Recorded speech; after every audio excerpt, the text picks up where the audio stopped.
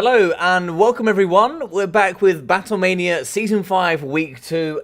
Do we have some finals for you guys today? So here in one of the semi-finals we are going to be having Rusky Player, otherwise known as Void Lulz, up against Riffle Shuffle. And it looks like we're going to be having Alfredinho up against Papara. Or Papra, I think is the correct way to pronounce that. I'm not really too sure, but there we go. So, we're going to be starting on Bloodpine Woods. And so we're going to have Beastman up against Dark Elves. Let's see how we got to that state. Yes. Yes, so it looks like here we had a Beastman, ban, Vampire Counts, and Vampire Pirates. Let's hop into this. How are we all doing? I hope we're all having a great evening, great day. Let's have a look at this. We have down under Blunder, Hank, Hammond, Parkerilla, Muckluck. Welcome, guys. Welcome, welcome, welcome. CJ as well. Thank you very much, everybody. Hope you're all doing well. Hope all you can hear me. You can all hear me very well, since I've got no data here. So hopefully you can all see what's going on. If someone could give me a yes, yes, if you can see me. I have no data currently on my stream.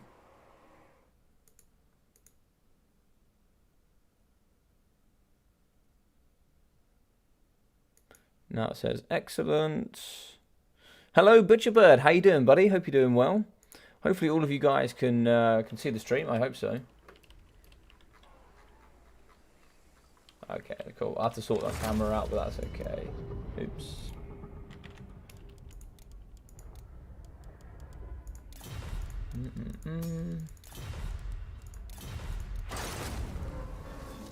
There we go.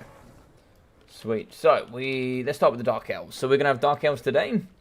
So, we're going to be having Dark Riders with shields in the front, 2 units. Let's start fixing this as well. So, Dark Riders with shields, 2 units. And it looks like here we're going to have some Scourge Runner Chariots and some Cobalt Knights. So, the Anti-Large and Armor Piercing. 2 good Anti-Large and Armor Piercing missiles as well. In the sky, we are going to have Marathi. So Marathi here has Soul Stealer, Heartrender and the Dark Sword, Enchanting Beauty and the Greater Arcane Conduit, supported by the double Ferromanticores and the Witch Elves here with the Madness of Cain. A really nice rampage mechanic. And so we have a Repeater Bolt Thrower here, or Reaper Bolt Thrower, apologies, in the back. He will have 350 range. One of the shortest range artillery pieces in the game we can get, but still pretty good otherwise. And some more Dark Rider shields. So, front line, 1, 2, 3, 4 units of Bleak Swords and some Dread Spears as well. So, pretty small front line. Looking here to be quite a lot anti-large. Probably expecting lots of chariots. I think we do have quite a few. So, we are going to see some Razor Gore herds. Also, here some Tuskor chariots. More Razor Gore herds. So, 4 Razor Gore herds. Tuskor chariots, Centaurs in the back. Gore herds with shields, mixing with Ungor spearmen. Very good indeed. We are going to have the Grog Hooves here of the Wolf's Run. And we will have some Gore Herds. In the trees, we are going to have, it looks like a Brave Shaman of Wild. We're going to have some Chaos Warhounds with Poison. And we're going to have some Centaurs. So chasing here are going to be the Cobalt Knights and the Dark Riders. Good speed there. They should be able to catch us. It looks like we've already broken some Dark Riders here from Riffle Shuffle. Can't see the Lord choice though. So the Lord choice is going to be... Oh, Morgan the Shadowgate. Nice. So as we see here, oh, nice cycle charge in the front there from those chariots. We're going to see the Stave of Ruinous Corruption, the Spirit Essence of Chaos, and that's going to be it. Looks like here we're going to have a counter charge with the Razor Gore herds. If we do catch a good armor piercing here from these shock beasts, we're not going to quite catch the chariots there, unfortunately, but already impeded is going to be the Reaper Bolt Thrower. Did they come off the artillery piece? No, it looks like it has just gone forward here into the front. So they are going to be fighting there with the crew, which is quite interesting. So it looks like they're going to be going down. Tuskor chariots have been caught as well. Trying to see if we can get these Ferromanticores in to deal with those Tuskor chariots. Very strong here indeed. Very difficult to stop. A summon of the Chaos Spawn, going to be trying to pin in all of these entities as well. And in flies Marathi. So she'll get those debuffs there. Negative 20 melee attack, negative 10 melee defense, and negative charge bonus. Can be very good, especially when fighting up against Morga. He is certainly very tanky, but having all those debuffs can really aid in that conquest. Chaos Spawn have been rampaged here up against the Witch Elves. And it looks like here we are going to be having the faction-wide ability going down here, Murderous Prowess. Ungor Spear should then lose it up against Bleak Swords with that bonus, but they are going to get recharged here by some Razor Gore herds, and moving in the background here is going to be some Chaos Warhounds with Poison. Over on the right-hand side, we can see some Dread Spears fighting up against Gore herds. Moving around the back is going to be the Grog Hooves. Do need some, so they do have some good kites here up against the Witch Elves. think just keep moving here. They certainly don't want to get rampaged if they can help it. Brave Shaman certainly need to get more involved. I didn't see what it looks like. We're going to be having Traitorkin. It looks like we're going to be having Brave Scream with the Jagged Dagger. Mr. Dactor, how we doing, buddy? So over here on the left, some Gore Herds with shields, and some Bleak Swords could really do with coming back into the fixture. But it looks like Balance of Power is going to be aiding in the front here. Ooh, that Soul Stealer could be very nice here. It's going to hit quite a few entities, but Balance of Power is going to be the favourite of the Beastmen, unsurprisingly. As you can see, the Groghus here are going to be shooting in the middle with that regeneration. They're going to be firing into the Scourge Runner Chariots. It looks like Traitor King going to go down here on these. Slowing them down by 25% and doing some very, very good damage indeed. Looks like here in the trees, some returns of the Gore Herds. Gore Herds here fighting in the front up against Dreadspears still. But the majority of the fight here is going to be in the pocket. We are going to be having Chariots fighting up against Chariots. And we're going to be having Marathi fighting up against the big boy Morga, the Shadow Gave. Now Morga's still fighting in the pocket, still fighting up against the Manticore. He only has poison, but 15 armor. He can get hit pretty hard here with a couple of big hits from the Manticores. They're pretty consistent there on that hitting as well. Rage Gores have done some pretty nice work so far, 49 kills already. Chaos Warhounds really don't have much to clean up. There's really not much for them to maneuver onto here. Maybe just try and remove some units of infantry that have broken on the periphery. Still in the background, we're going to see some Bleak Swords really need to get those back involved. That front line is going to be so key in just bolstering out and moving out the Gore Herds so that we can allow pressure on top of the Tuskor Chariots. Marathi here looks like she is going to be breaking by Terrify of the Tuskor Chariots here using the Manticores. But one Manticore here could be struggling. It's like going to be... Oh, it's actually going to shatter, and that's going to be army losses. Okay, so that Manticore went down there to the Brave Shaman on Tuskor Chariots, and that thing can certainly charge pretty hard. Bunnies, how we doing? Hello there, Cypher. How are we? Neckbit. Yeah, but you left. To underline importance. Yo, what are we saying? How we doing, Ninja? And also, Rabane, how we doing, buddy? Hope everyone's doing well. Yes, you can. Perfect. Thank you, CJ. Glad you can hear me. Alright, so it looks like here, Morga, 1,200 for him. Very good indeed with those summons. Nice when he was pinning in there using the summons. We can see 1.5 for the Brave Shaman. 185, 320 for the Ungor Spears with shields. 320 from the Gore Herds. 570 as well with 460 for the Gore Herds. 630, 500 and 600 for the Centaurs in the trees there. So some nice good early work here up against, where are they? The Dark Riders with shields.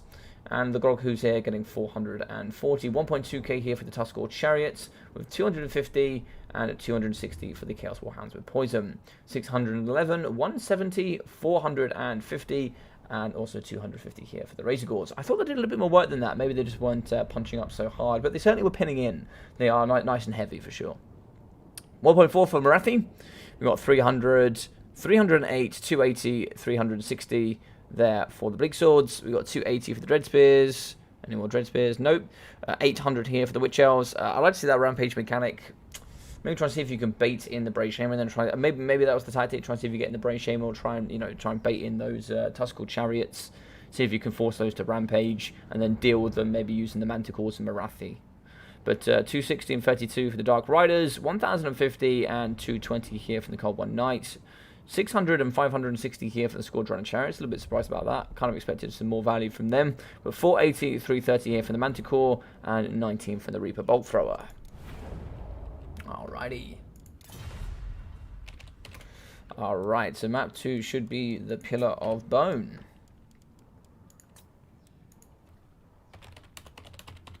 Map is set. Hey, Captain Morgan, how are we? How are we? How we doing? How we doing?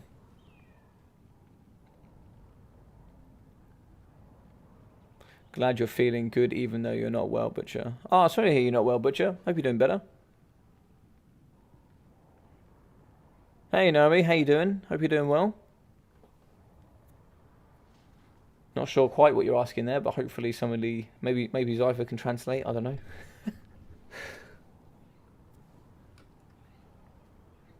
So we are now going to be going into best of threes. So the finals here, semi-finals will be best of threes. Mr. Blackthorn, how are we doing, sir? How are we doing? I hope you're doing well. Yes, of course. So yes, I'd appreciate it if you guys had dropped those likes. If you are enjoying the content, that would be super cool as well. And if you really, really enjoy the content, I'd also appreciate a subscription. That would also be really cool from you. But yes. Jeremy, how we doing? Hope you're doing well, friend. Quack, quack indeed. Quack, quack indeed. I wonder if the almighty Ducky is still streaming. I'm not sure. Well, the Duckmeister 4000 is not streaming anymore. I see. He had a really good run today. He had a really good one, did Ducky. He got as far as... yeah, he got up to the quarterfinals and lost to Riffle Shuffle. And then Lunacy lost to Void Lols to make the semi-final. A-Move lost to Alfredinho from ODM. And then Samurai Warrior, so Han Samurai, sorry, not Samurai Warrior, Han Samurai lost up against Papara. So some pretty close games here today. I'm doing drunk. How are you, bud? I'm really good, thank you. I'm really good. Yeah, really good day. All right, so Beastmen ban Vampire Counts and Warriors of Chaos. Okay, I'm gonna ask you guys an interesting question. Let's get some discussion here.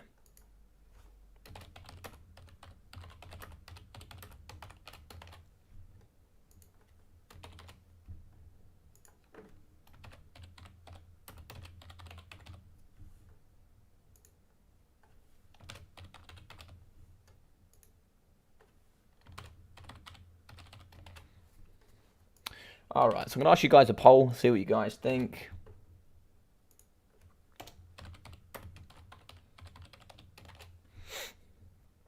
Cool. What do you guys think? Let's have a thought. So, it's going to be Beastmen up against Vampire Pirates. Now, I do know a couple of builds that can win. I'm not very good with these builds, but I do know of a few that can do quite well. So it seems a few of you think that they're... Oh, quite a few of you think they're very strong.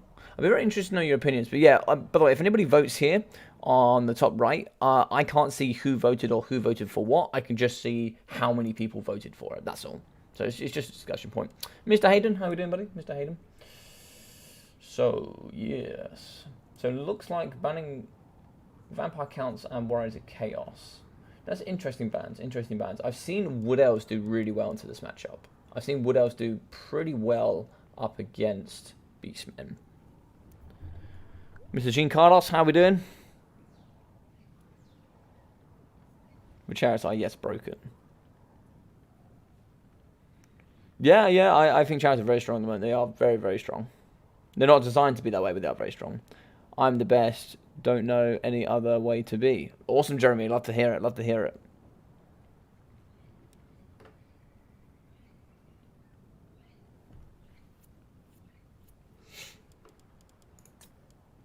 So for those that don't know what BattleMania is and what BattleMania means to you, so BattleMania is going to be my main competition. How you doing, Rubber Duck of War? So BattleMania is going to be my main competition here for multiplayer tournaments on the channel. So I started this since the beginning.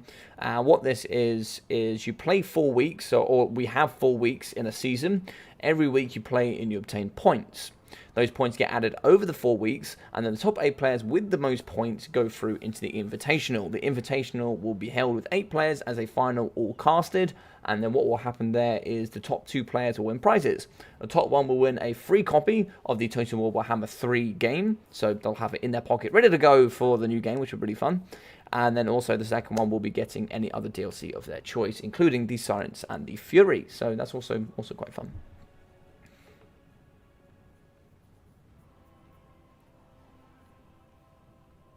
I don't think Beastmen are broken strong, but they're definitely strong in my opinion. Not too sure where I would sit on the line. I think they're very strong. I think they're very strong. Void and Riffle not bringing Krogar. The shame. I know. Boot them out, logic.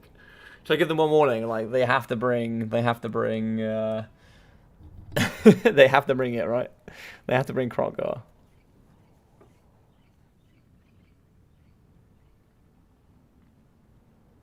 Get me and Zypher in there. We know how to tell them to put on a good Krogar show. 100%, man. Mr. Wickedy, how we doing? Also, Mr. Robotic Award, many of the guys here have been asking for us to do a double stream at some point. We need to do that. We need to do that. I would love to do that. I would be all about it.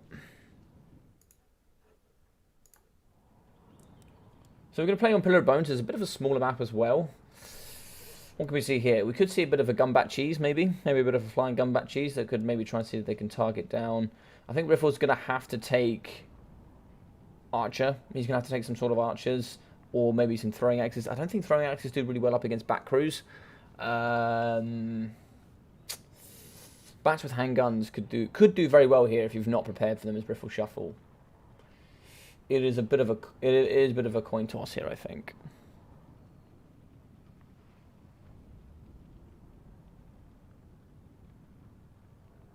Yo, speaking of a shame we didn't raid after your stream. Sad days. Oh, Captain Morgan's calling you out, Ducky.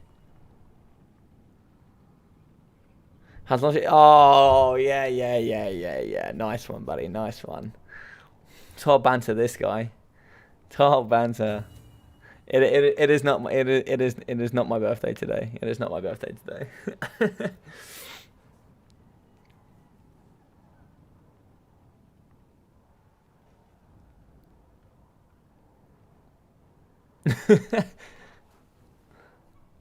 Behave. It is not my birthday. Alright, both are ready. Let's hop in. So, we could see some sort of gun bats. We could see some wide... I don't really know if it's really Void Lol's game style to play. I mean, I could see him playing full cannons. Maybe try and see if he can just, like, mass cannon out some of those... some cavalry and some of those chariots for sure. It's definitely possible. You could definitely see some carronades. How old are 56? Nearly.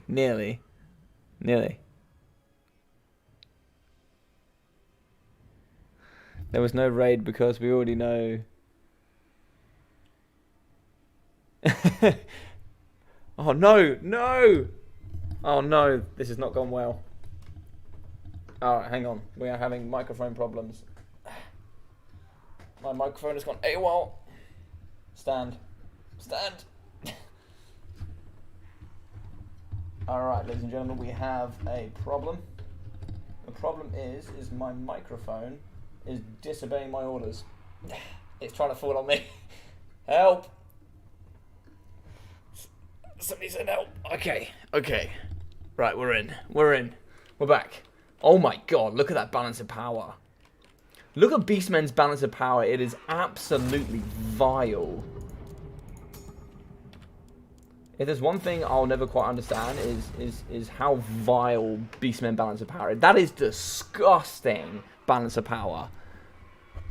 Oh, that is vile. Okay, right, we're going to move on here. So we're going to see Harpies, 2 units in the sky. We'll be seeing here a Gorbal, a Bray Shaman of Wild, a Jabber Scythe as well with its Aura of Madness and the Bile Blood. In the front, we're going to be having some Gore Herds with shields. Lots of Gore Herds indeed. Let's move this over a little bit. And the Lord choice, which will be, Morga the Shadow Gave. I think Morga's still very strong, even in the current meta of all things. He'll be having the Stave of Ruinous Corruption, Call of Violence, Spirit Essence of Chaos, and that obviously that regeneration. Here we're going to be having some Sirens on the flank, 2 here in the front line, 4 units of the Deckhand mobs, double gunnery rights in the middle, of course, with Count Noculus, the current crew, 3 units of the gunnery bombers, and in the back we are going to have the anti-large pole arms, 3 units to make specific, and also the Lamprey's Revenge, with that nice regeneration, and the handguns on top to support. On the back here, something I didn't even notice, we're going to be seeing some Centaur throwing axes, 3 units, and we're going to be seeing some Ungol Raiders and the Destroyers of Drakwold. Should probably go on this side, shouldn't I? Alright, so, let's get a look in here. Oh my god, the Sirens are getting melted here. What is this? Harpies are moving in. What have we got for the Brave Shaman of Wild? We've got Traitorkin only, Shock Horror. That thing is super strong. We got the Captain's Wrath Moondial, Rastorm, Invocation of Nehek, Drowned Dead, Curse of the Undeath, and Abandoned Ship. Very interesting. So Harpies moving in. They're going to try and disrupt where they can. They don't have immune to psychology, so they're certainly susceptible to getting pushed off. Arrows is shooting here in the back. Are they shooting Lamprey's Revenge? I'm not too sure. Now, we only have moderate level armor here, 75 for Noculus, so he's very susceptible here to throwing axes for sure. Throwing axes are going to be piling in through the trees. I think they're going to be aiming at the gunnery crabs. The fantastic animations here coming from the Jabba Scythe, as he's going to be just jumping and leaping into these Syrenes, doing some quite nice damage indeed, actually. Yeah, very good stuff. Oh, he actually has magic damage. Very nice. So he's just going to be slamming apart these Syrenes. These Syrenes are going to stand no chance. Bombers are going to be throwing over the top, which they're going to be trying to remove. There's not too much infantry over here. I'd like to see them on the front, but a summon of the Chaos Spawn in the middle. They should be able to push through and shut down the gunnery mob for sure. And looks like Harpies here are going to be intercepting the zombie gunnery mob there. In the back, we are going to have the destroyers of track. Well, poking here into the Sirens. Centaurs are going to be getting pushed by these Sirens. Over to the right-hand side, not a bad idea either. But here in the middle, we are going to be seeing the Lamprey's Revenge fighting here up against the Chaos Spawn. Good armor piercing. 130 weapon strength, but not too great when you consider that the fact there's only 12 models. Here in the middle, looks like actually the Jabba Scythe is going to be struggling fighting up against the gunnery crabs here. Also the anti-large pole arms and also the Sirens for that -9 melee attacks and charmed. Can be quite difficult. We are actually going to be dropping him with the Gorball. The Gorball needs to get in support, certainly to take out these gunnery crabs. So big charge there from him. Not too much damage, unfortunately. If we lose the Jabba Scythe here, it could be very difficult to win this out, I think. Balance of power still hugely in the Beastman favour. Even from the start, it just hasn't shifted. As we can see, it looks like it is going to be a Wrathstorm here on top. Yeah, Wrathstorm is going to go on the Gorball. Wrathstorm can do some incredible damage if you're not careful. It looks like he actually got knocked out of the way of the Wrathstorm. I don't know how well the Wrathstorm really tracks, but it doesn't look like there was much damage there. So it's going to be a second summon there from the Chaos Spawn in the middle. So there's going to be 2 there, so that's all 2 there gone off. And it looks like they're going to be fighting here up against the anti-large pole arms, or they're going to be tracking here after Noculus. It looks like some are fighting after Noculus, some are fighting here against the pole arms. In the back, we still have the Ungol Raiders shooting, and now we have all 3 of the Centaurs going to be throwing here into the middle. They're going to be throwing in. Looks like we have actually... Oh, was that the Gorball? I think the Gorball just went down there. Yep, so looks like the Gorball... Yep, that's just a pile of blood left there. He's gone down over time. Looks like an overcasted Traitorkin is going to go down. Brilliant damage there. Brave Shaman certainly took some overcast damage from that. He's going to be wavering. I'm not too sure why he's wavering. He was certainly very close to breaking. Gunnery Crabs, they're pretty healthy. Still 9 models. They're going to be healing here as much as possible. Morgan Shadowgate can do the best way he can, but there's not too much armor piercing left. We need to get these throwing axes in as soon as we can. It looks like here, yep, so broken is going to be the Jabba Scythe. We really need someone to get over there to assist it. The Jabba Scythe is so important. Here in the middle, looks like throwing axes. They need to get around and start hitting Noculus if they can. Here in the front, we can see some Goreheads still fighting up against the pole arms, still online against the Ungol Raiders, and we have some Harpies in the sky. We get the Harpies over, start dealing with the gunnery bombers, because the bombers can start really trashing apart the 35 armoured Centaurs. Big cannon shots here coming out of Noculus straight into the throwing axe Centaurs. We need something to distract him, really. I know that the Brave Shaman, unfortunately, with its bugs, can do some good work up against him. But let's have a look. It looks like here, Morga is going to be in the back side here. Looks like they're going to be chasing the Lamprey's Revenge. They don't want them to heal. The Lamprey's Revenge is going to be taking out the Ungol Raiders.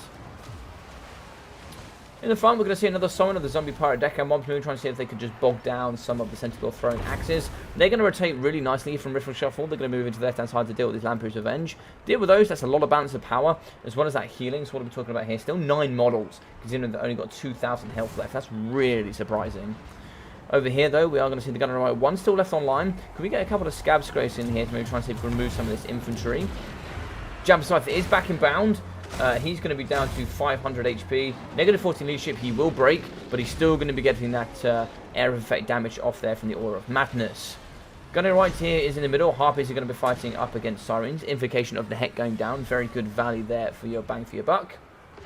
And where are those Gunnery Crabs? The Gunnery Crabs have been running literally all games. And they're going to be 7 leadership. They are stabilized, but they are going to have 8 models with 1.3k. That is absolutely ridiculous if you think about that. That's about 130 per model. You know, a couple of throwing axes there, you can easily take out a couple of models in a go.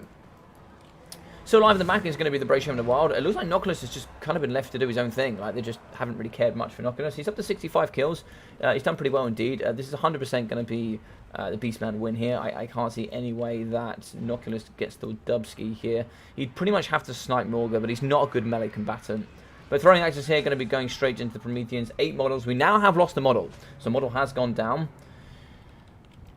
Maybe Invocation of Heck could be worth it here, but it depends what sort of winds of magic we're talking. We could also really do with some summons as well. But it looks like here, 9 models still. They're going to be shooting. Harpies, well, they are stabilizing. I don't know how they're stabilizing. So 1.1k, balance of powers out of their favor. 8 models still. It's about 110 health each. Throwing axes still moving around the pocket here. There's nothing to stop him, nothing to slow him down. No dogs here, which is a little bit surprising from Void. He's normally a big man for the dogs. He likes these doggos. Got it right, 880. It looks like here, Invocation of Heck does go down. So good Invocation of the Heck there. I don't know what it looks like for regenerating models. I think you have to go to full cap first before you get that. But it looks like here, you have some good regenerating indeed. They are going to stabilize now.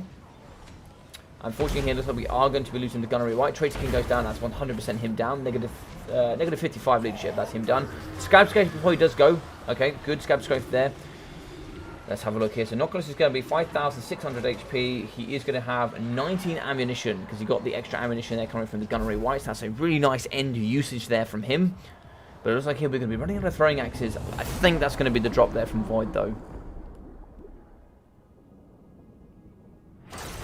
Yes, it is. It is the drop from Void. 1,800 here for Count Noculus, 1,000 there, and 1,006 from the Gunnery Whites.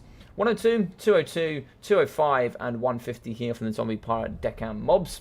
We got 150, 288, and 310 for the Polearms. We got 270 and 200 for the Sirens. We got 57, 128, and 726 from the Bombers, and 720 from the Lamprey's Revenge. So from Morga, 435. We also got 1,387, 148 kills from the Brave Shaman of Wild. Some really nice Traitykins there in the middle. You can see 1,054 there for the Gore Bull, 320, 615, 133, 215, and 611 for 115 kills from the Gore Her Shields. As you can see, with the support from the the really strong single entities, and also here the Centaurs with the throwing axes and the good mobility, you can see that the front line just really racks up value. It's really nice indeed. 25 kills, 570 damage value for the Destroyers of Drakwold, 250 for the Ungor Raiders with 662, 750 and 500 from the Centaur throwing axes, 488, 150 here from the Harpies with here 91 kills for 1,580 from the Jabba Scythe. Now I realise I didn't update the scores, that's my bad. Sorry everybody, but we're going to be 1 apiece here. 1 apiece.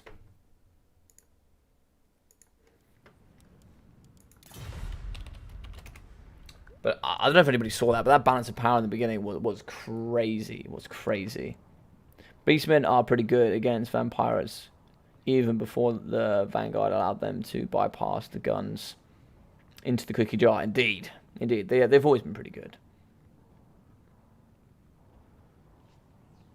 Duck, hold his micro, save the stream.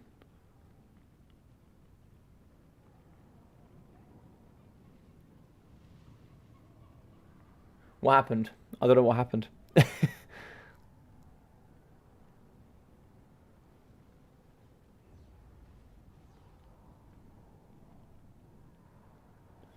Oh, did you see Ducky in the background? Oh, you might have seen Ducky, to be fair. Alright, so the next map and the final map is going to be, can my memory remember? I think it's Southern Chaos Wastes. Southern Chaos Wastes.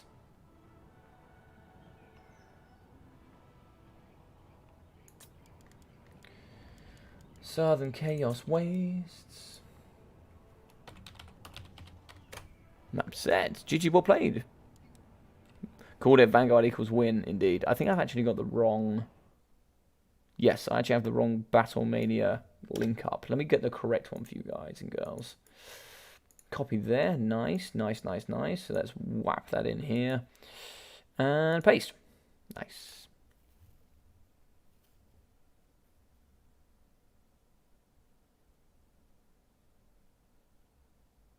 Oh, yeah. So, I've been a silly logic. I've got my debug camera on. So what I'm doing when I'm going into my options is I'm resetting it. I'm resetting it per game. So I'm just making sure, because I don't like casting on debug. I cast on the general Total War camera, and I just reset it to normal. So after this game, before we go into the next one, I'll reset all my camera options. There's a couple of people that asked, I'll actually explain it I'll actually show you in the next game when we get onto the Southern Chaos Wastes.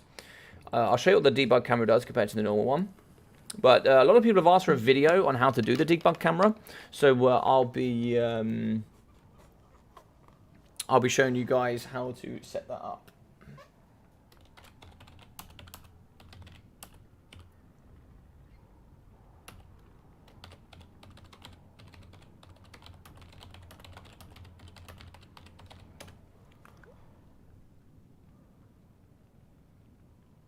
Today I lost to Beastman, but it was a pre-DLC Beastman build, so I shouldn't complain. Yeah, perhaps. I'd love to see the build, to be fair. Let's have a look. Oh, Legatus.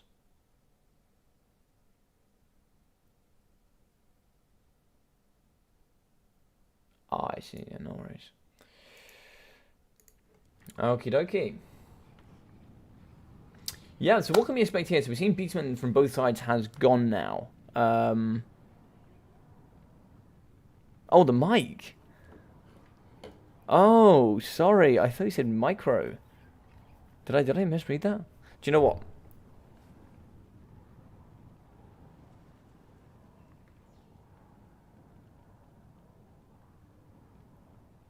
Oh, yeah.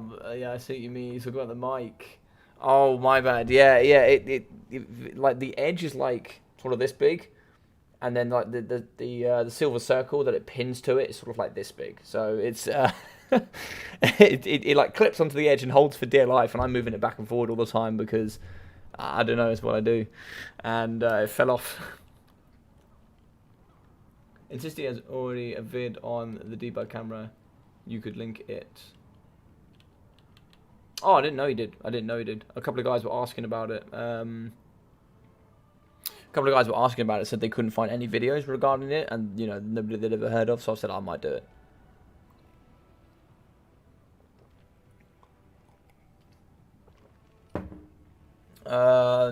Pick High Elves, Lizardmen, and Greenskins.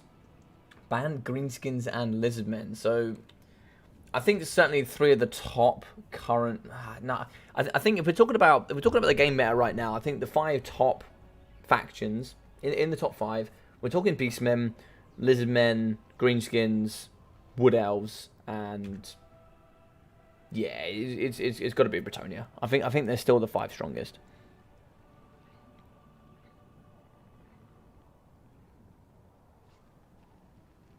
Also, drop a like or a flock of angry ducks shall descend upon your families for 5 generations. I mean, I don't know if you guys want that, but I certainly don't want that.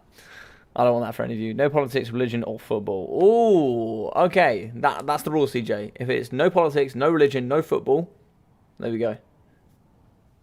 I just found out that Messi is going to play for Man City, I'm pretty sure. Oh, yeah, I've heard there's a potential. I heard the window's open for him to go, but it's not going to be cheap. It's not going to be cheap. Mr. Son of the Mountains for Poland. I don't know how you got on today, my friend. Let's have a look. You certainly played today. Mr. For Poland. For Poland. For Poland. Ah. Lost up against Votenecht. Alright, so we'll end that poll. So we had 40 votes. A lot of you can say very strong, and the second one there is going to be overpowered. That's very interesting.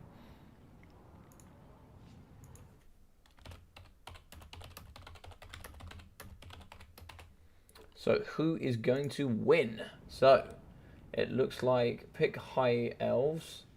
Oh, pick High Elves, damn. Lizardmen and Greenskins. Ban Greenskins and Lizardmen.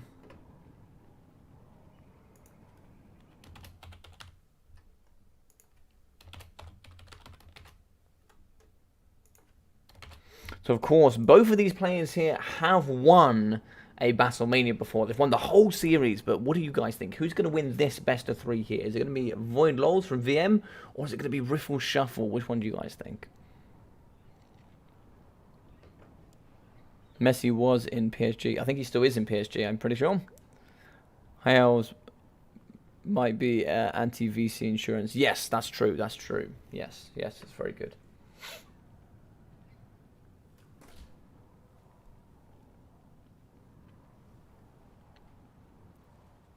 Ah, looks like we have something here. It looks like I've had a blessing from the duck gods. Give me a moment.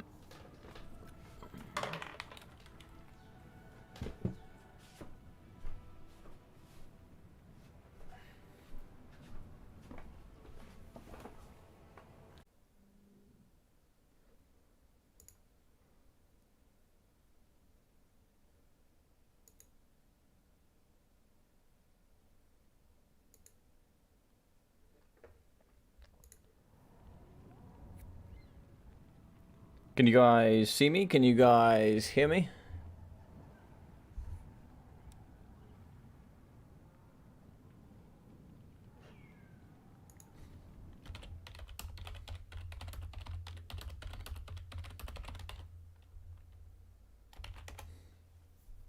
Yeah, sorry guys. It seems to be that our internet's having problems at the moment. It would seem... It seems that yeah, I think me and Duck were talking about this. I think our internet keeps cutting.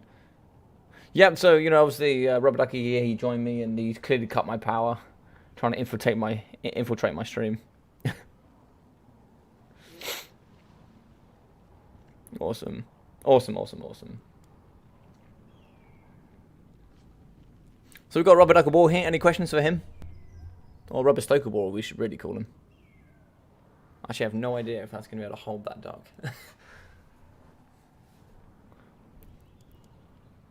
You're back, good sir. Fantastic. So, looks like here we're going to be having Vampire Counts up against Lizardmen.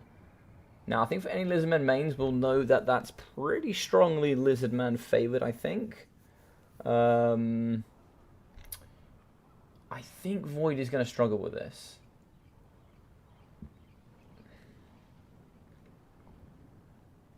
So I think this was really well played by Riffle Shuffle. Now, I think Riffle knew that Void wanted to go Vampire Counts, so he's put High Elves and Lizardmen in there, because both of them can do very well up against Vampire Counts.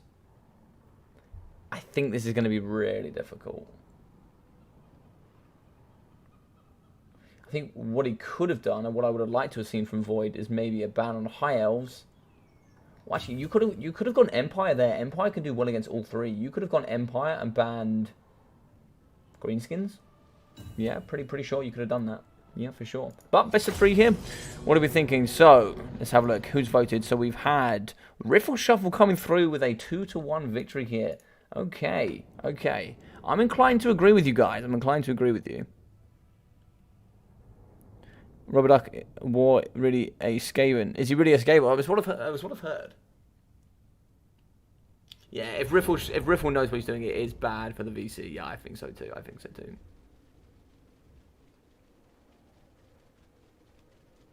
Can't have your stream looking being too good. Gotta sabotage.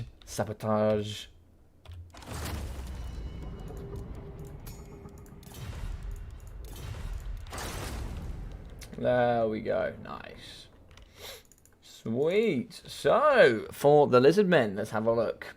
We are going to be having some Cold One Spear Riders. A very mean, indeed, anti-large and armor-piercing. The cohort of Sotek, the red-crested skinks here, with their Refuse to Die, Unbreakable Status, and Frenzy. Skink cohort Javelins, alongside a Troglodon. These are the Skink Oracle here with Earthblood, the Opal Amulet, and Flock of Doom. He's going to be supported by the Bastiladon Arca Sotek, as well as here, looks like we're going to be having the Star Chamber Guardians. Look at these gorgeous boys. Look at them indeed. Look at them in their prime. Fantastic here with Guardian. Also that expert charge defense, anti-large, armor piercing, and all the other good bits and bobs. Source ones with shields, also some red-crested skinks for nice and wide. Cold one spear riders, skin cohort javelins, some more red-crested skinks in the back, and the colossal hunters. Colossal hunters here, gorgeous and red indeed. Crimson red at that. They're going to come through here with also Toad Rage and their Frenzy ability. So an interesting build. Looks like we're going to have... Oh my god. Would you believe it? Would you believe it? The man of the people. Nakai the Wanderer has been brought here. He's going to be having Cold-Blooded and the Golden Tributes. What an absolute legend coming through with Nakai the Wanderer. God damn. That is stunting at its best. But here we can see 3 Fellbats in the sky with the Vampire of Death. One here with just Spirit Leech, I imagine. So Spirit Leech, looks like Dark Benediction, and also Immortal Will. We're going to be having the double Vargolf, I imagine. Yes, very good indeed. And zombies in a straight line. That is curious. I wonder if they're in a straight line to stop them from getting hit so much. Not too sure. But Graveguard here in the back as well. We're also going to have some more Graveguard with the great weapons. We're going to have some Crypt Horrors with the poison and the Necromancer. Necromancer here will have the Forbidden Rod stroking it dirtily in the back with that Scroll of Shielding, Raise the Dead, Dance Macabre, Invocation of Nehek, the Curse of Undeath, the Master of the Undead, and the Vigorous Mortis. And the Lord Choice, which I cannot see. Oh, the Lord is in the back. Who's the Lord going to be? If I can see... Oh, Helman Gorse. Yeah, I think Helman Gorse is probably one of the most powerful at the moment. Helman Gorse is very good indeed. So he's going to have the Liber Noctis, Gaze of Nagash, Master of the Dead, the Reliquary of Corruption, Lordstone, and the Vigorous Mortis, indeed. This is going to be pretty tough for the Lizardmen. They do not want to bunch up here if they can help it. Not too sure about these lines of these zombies. This is certainly very tactical. Why? It's escaping me right now. I don't really know too much as to why. But it looks like Fellbats here going to be chasing after the Skink Oracle, keeping him as busy as possible. This is a really smart tactic. He can certainly slap up Helman Gorse. He can butter his bread in a matter of seconds. Shots and the Vampire of Death certainly came from the Skink Oracle. He's going to be healing though. He'll get some good healing there from Immortal Will. But obviously he'll be going through to that healing cat quite quickly. Going to be away here is going to be the Skink Oracle. And he can certainly bring the butt slam here up against Helman Gorse. Is he going to bring it though today? I don't know. We might see. What sort of range are we talking about here? So he's in range. Is he going to fire though is the question. He's not on fire at will, which is really smart. That's the best way to play the Skink Oracle. Is he going to flap those shots over? Looks like he's not. He's going to be flapping some shots over here at the Black Knights though. Very interesting.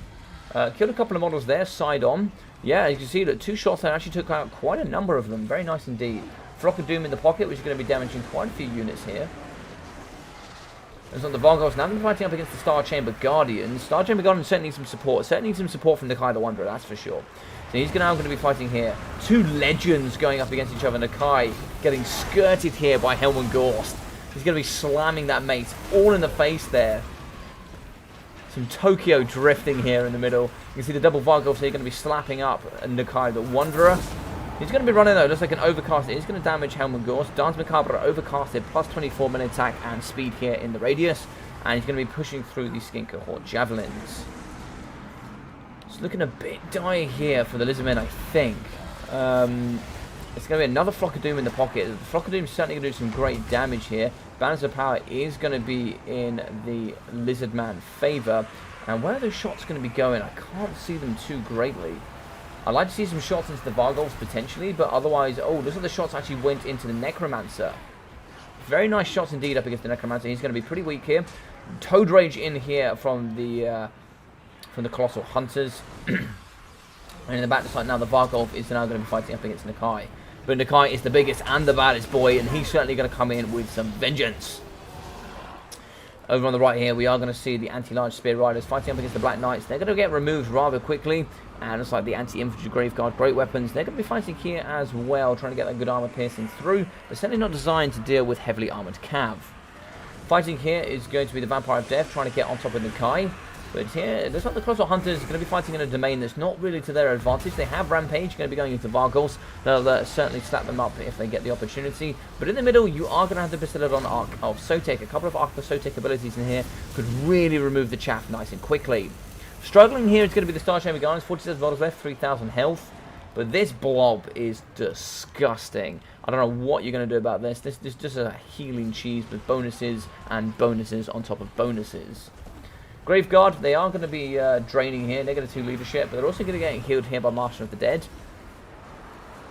Over here, though, looks like it is going to be getting isolated. It is going to be the Graveguard Great Weapons. They have been removed using the Kai, the Skink Oracle, and the rest. So it looks like the job here from the Lizardmen is going to be remove all the infantry on the outside and then tackle the blob, which is, yeah, it's pretty smart. I like it. But unfortunately here, the Star Chamber Guardians are going to be fighting on their 1s and 2s, and there's not going to be too much to aid them. We can see the Skink Oracle is going to be shooting from the flank. He has run out of ammunition here. I think he was shooting out against the Crypt Horrors. Crypt Horrors are certainly struggling. Good poison for them and armor piercing. They got a bit of a buff there in the last patch, making them a little bit cheaper if I'm correct. As you can see, Star Chamber Guardians are now certainly going to be fading here from the battlefield. Going to be 850, 23 models left, but in moves the Skink Oracle. Now, he's not a brilliant melee combatant. He will certainly struggle up against the Vargulfs. 55 melee attack from the Vargulf. It's pretty tough here. It's pretty tough indeed. Where's Nakai, though? Where's Nakai the Chad? Nakai the Chad is in here, I'm pretty sure. No, Nakai's over here. Nakai has 2,900 HP. He needs to get in here and aid. Looks like the anti-large spear riders are going to be fighting, pinning in up against Helm and Gorst. And on the rear side as well, we're going to have some more spear riders aiding. Looks like the armor-piercing cohort Sotek with that poison. And in moves now the Bastiladon, in moves Nakai, and now it's just going to be a mash of monsters. Banner's Power is going to favour the Lizardmen. For how long, I'm not too sure. Wavering is going to be the Vargulf. Vargulf's certainly going to get slapped pretty hard. He actually gets shoved over by Nakai. Nakai comes through and absolutely slaps this Vargulf around. Come on, what have we got for him? Use the animation. Come on, sweep through. One Vargulf punches straight through everything, straight into the face of Nakai. He takes one for the team. But it looks like the rest here is going to be collapsing on the Necromancer. And what else? Looks like here a couple of units are going to be breaking in the middle. Routing are going to be the Saurus Warriors and the Red Crested Skinks. As like Helmut Gorst is going to be fighting alongside the double Vargulf here up against Nakai the Wanderer. Fellbats are in now. Colon Spear Riders are charging through, trying to get some good anti-large armor piercing. Nakai has broken. Arca Sotek is still in there though.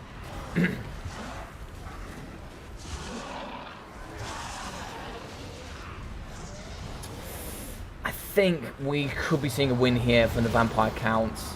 I think we're going to see here a win from the Vampire Counts because the Fellbats are just going to chase off Nakai. I don't think we're going to see Nakai back here, unfortunately. No, I wanted Nakai to do so well, but I think here double Vargulf was just too strong. It's too strong. Looks like the Bastiladon Arca Sotek still fighting here up against the Necromancer. He only has 24 melee attack. He really does struggle to put out that damage, but he's now going to be getting slapped. But, yep. Very good indeed. Can we see Nakai? Where is he? Nah, he's still getting chased. It looks like rampaging is the Spear Riders. Shattered is the Skink Cohorts. It's looking pretty dire here. Yeah, and that's going to be Balance of Power, I'm pretty sure. Yeah, it's Balance of Power. Well, GG's and well played. Looks like it's going to be a big dubski here for Mr. Void Lols.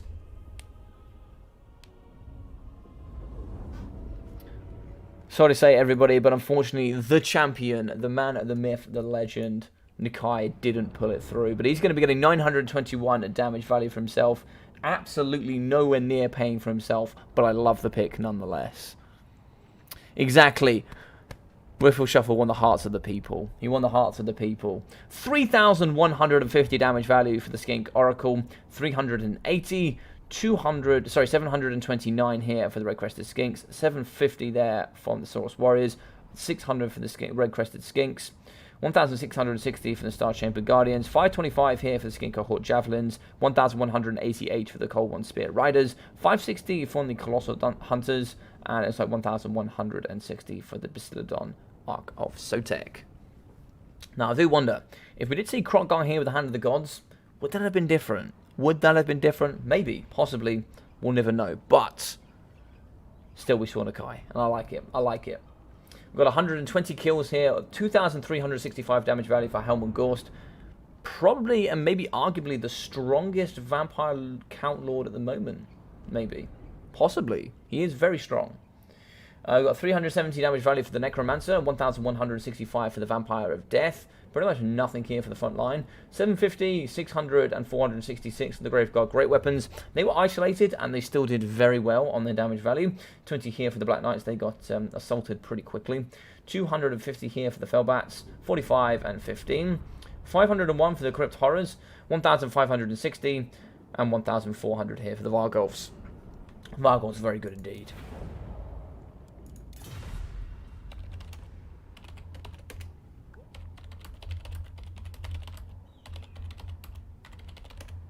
See you in the final void. See, that's why I wanted to change my vote. I mean, Riffle won the people, man. He won the people.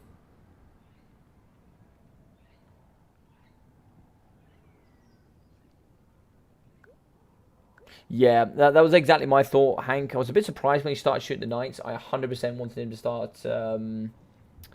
100% wanted to see him start shooting like Helm Gorst or maybe the other Vampire, shooting the other Necromancer. That would have been quite nice. So, I don't believe I have... I think I have Alfredino added up, but I can't remember who the other player is. Ah, yes, Papra. Cool. Let me message these guys on the Discord.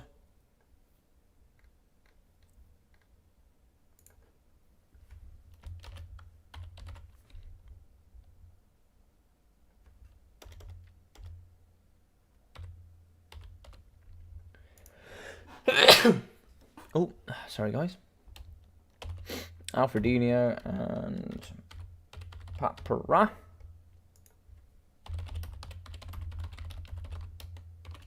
You are both up. So, Alfredino. Yeah, man. Okay, looks like they want me to hop into them. Cool. Cool. So we'll quickly exit the game. I'll reset my silly camera because I'm a silly logic.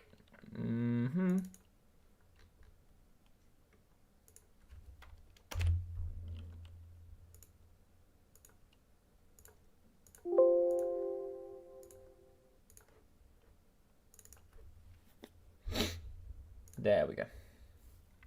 All right, yes. What do you guys think of those games? What do you think about seeing the Kai? Do you think it was? Do you think it was to gain the heart of the people, or do you really think there was something behind there that maybe we hadn't thought about?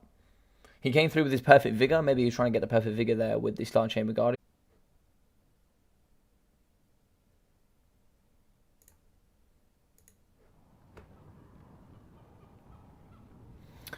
Alrighty.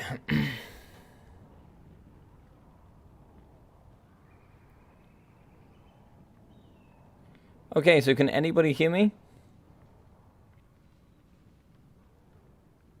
Oh, thank God for that. Well, OBS crashed, so that was always fun.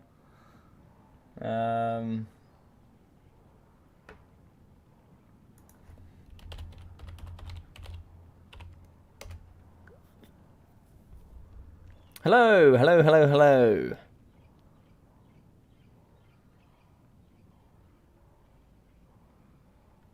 Yeah, OBS crashed as well, so it caused my OBS to crash this time.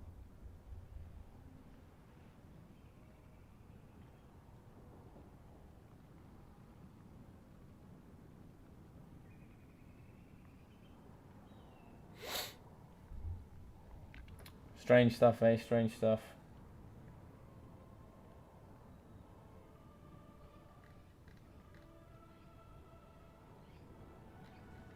I believe it's Alfredino to choose first. Yes.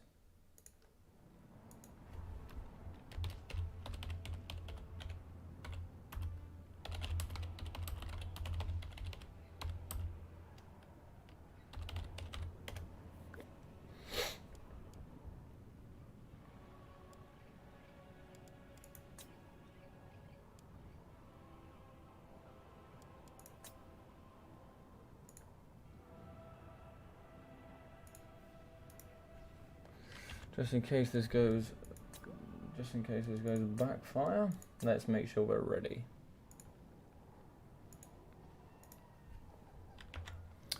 Alrighty, so yeah, sorry about that, guys. Mina Fox, Alfredino, I love you, but I have to say, Papra for the win. Oh, Mana Fox is coming in with a bit of anti-support against Alfredino. So I think I'll probably comfortably say I think Alfredino is probably one of the best players in the game at the moment. I think he's very good indeed. Very strong player, plays a lot currently. Obviously not as strong as a Rubber Duck of War here, but.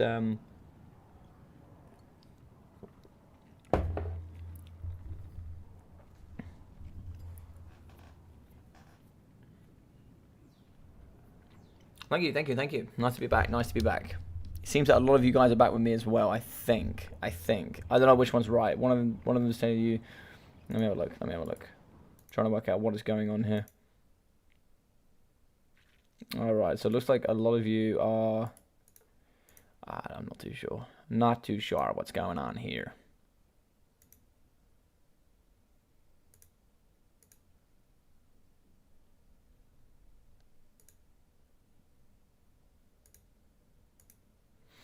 Oh, thank you very much, guys, for the subscriptions. I really appreciate it.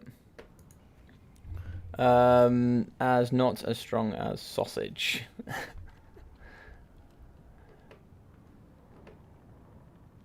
Lee, what's your name on Discord? That's my question. Pippers for the win. I think. Well, let's have a vote on this. Who's gonna win?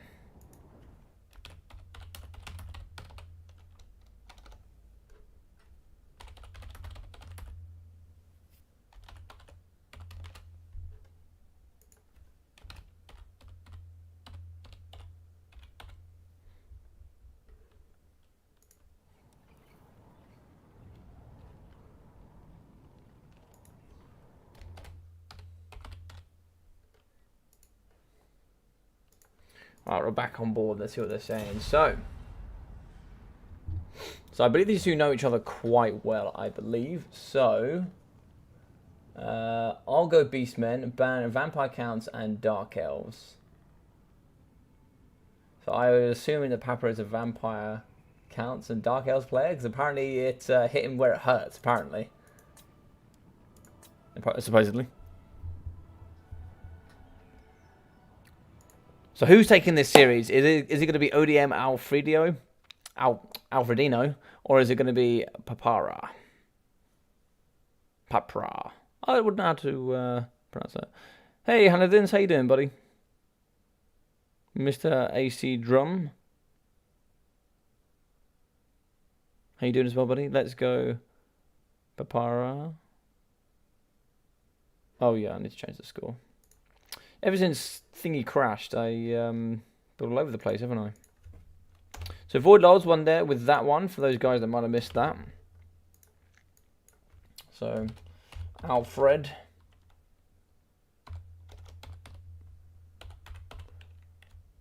Chuck a cheeky ODM at the front. Just to represent.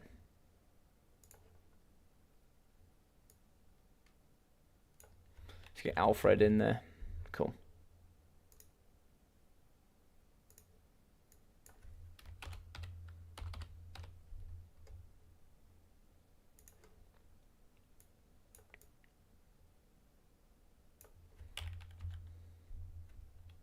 Sweet.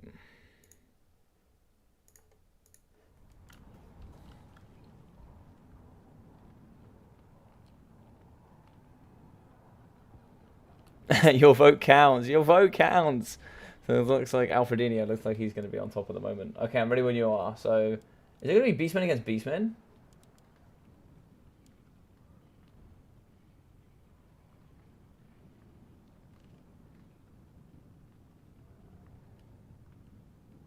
Don't you dare go easy on me. I'm ready when you are. Okay, so. I don't know why I can see Alfredino's build. Didn't click on his build. Let's put the display capture up. There we go, that'll do for now. Don't know why we can see his build. We shouldn't be able to see his build. Yes. It's because I've joined somebody else's lobby. I don't generally like joining other people's lobbies, but yeah. Alright, so it looks like we're going to be going with Wood Elves.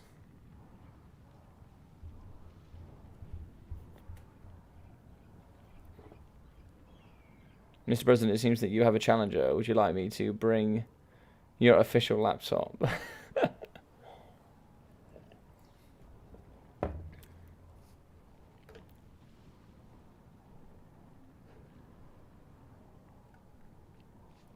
Yeah, I thought it was Omen. I thought your picture looked exactly the same.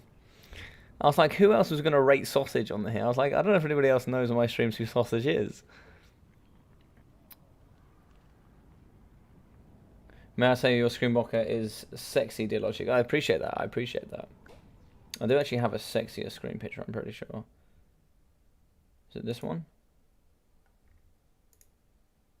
No, it is not this one, but I have a nice one here. It's not that one. There you go. Now that is goddamn sexy. Right there. Now that is a sexy screen blocker. I want Zotes. So do I. I want Zotes. I want mad levels of Zotes. I want like 4 or 5 Zotes. I want it all. I want it all. I want Sisters of Thorn. I want the Double Sisters. I want just the anti... I just want the anti-chariot chiefs. That's what I want.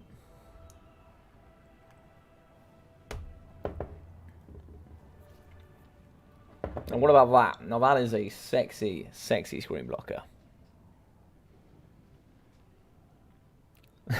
That's a tragedy of the maximum scale. Oh, you behave, Mr. Zypher. You behave.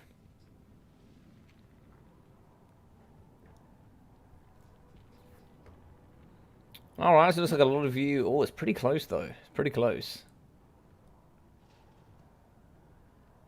He already has the moral victory, says Benzo. Okay, okay. It's like Papa already has the moral victory.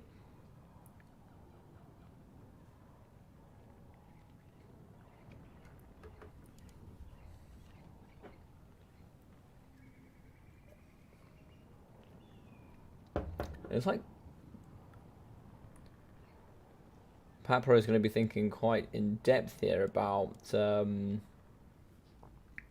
Yeah, he's going to be thinking quite in depth about what he wants to bring here. I think Alfredinho has played this matchup probably quite a few times. I like his build. His build is very interesting. It covers a lot of things, I must say. It does cover a lot. I like it quite a bit. I like it quite a bit. Right, looks like we're ready here. So let's hop into it.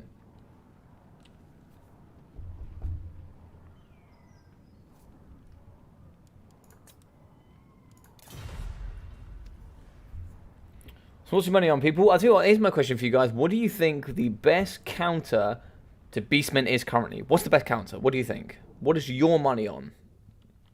If you're going to play against Beastman right now, no bans, what are you bringing? Apart from Beastman, of course. No mirrors here. No mirrors.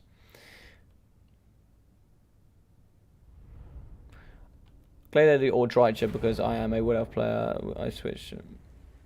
I think you've got to bring either the Glade Lady or you've got to bring the Sisters here. I think that's what you've got to do.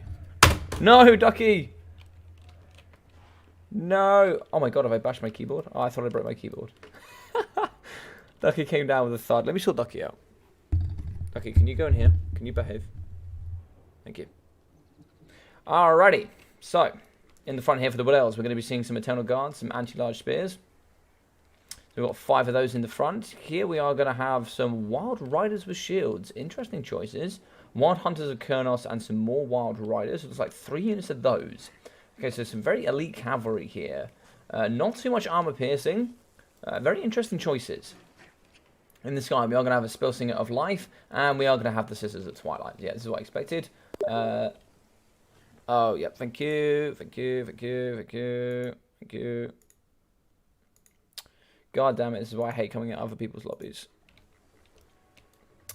Sorry, sorry, sorry. Right, 5 units of Eternal Guard on the front, 3 units of the Deepwood Scouts, 3 units of Wild Riders, and it looks like here Sisters of Twilight and Spellsinger. Spellsinger with Earthblood and Wild Wood. And here we are going to have the Sisters with Conjoined Destiny and Vantage, and looks like it's going to be the Armor Sundering Shots are going to be the choice from the beginning. In the trees, we are going to have the Wild Riders over here on, so 1, 2, 3 in the front. 4 Wild Riders in total. Very interesting. Not too much armor piercing. Should be interesting to see what's brought. But here we're going to have some Ungor Spears in the front. Lots of Ungor Spears. We're also going to have some Doggos with the poison. And we are going to have some Centaurs as well. So 2 Centaurs on the left. We're also going to be having 2 Centaurs on the right with some more poison Warhounds and some throwing axes. So 2 throwing axes, 4 Centaurs, and 3 units of the Ungor Raiders here in the back. They're going to be supported by double Manticores. And here we will have the Brave Shaman with Traitor Kim. We'll also be having Morga the Shadowgave, who will have the Stave of Ruinous Corruption, the Spirit Essence of Chaos, and here we'll be having the Brave Shaman of Death on foot. Brave Shaman will be having Spirit Leech.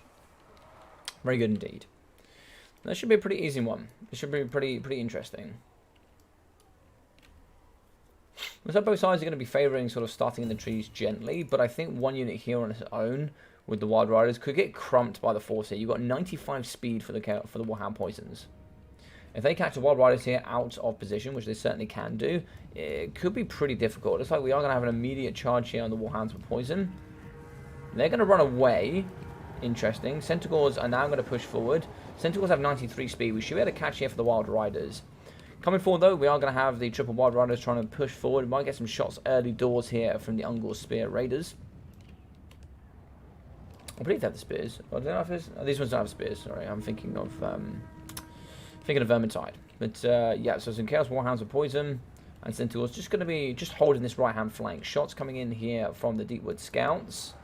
And so it's going to be a bit of a fustercluck going on here. We have some anti-large spears from the Eternal Guard trying to aid the Wild Riders in their escape. Centaurs are going to charge in, get some really good value there. Oh, so it looks like a Wild Wood going down. And in the sky, we can see actually the Sisters fighting in melee combat here. Manticore looks like he has been rampaged fighting up against the Sisters. He's now going to run away, and hopefully he might try and push down onto the floor. But it looks like here, throwing axes are going to be going into the Sisters as well. So if you keep a good tracking here with the Sisters and the throwing axes, these Sisters are going to have to keep moving all the time. They're going to have to keep moving just pretty much every minute of this battle.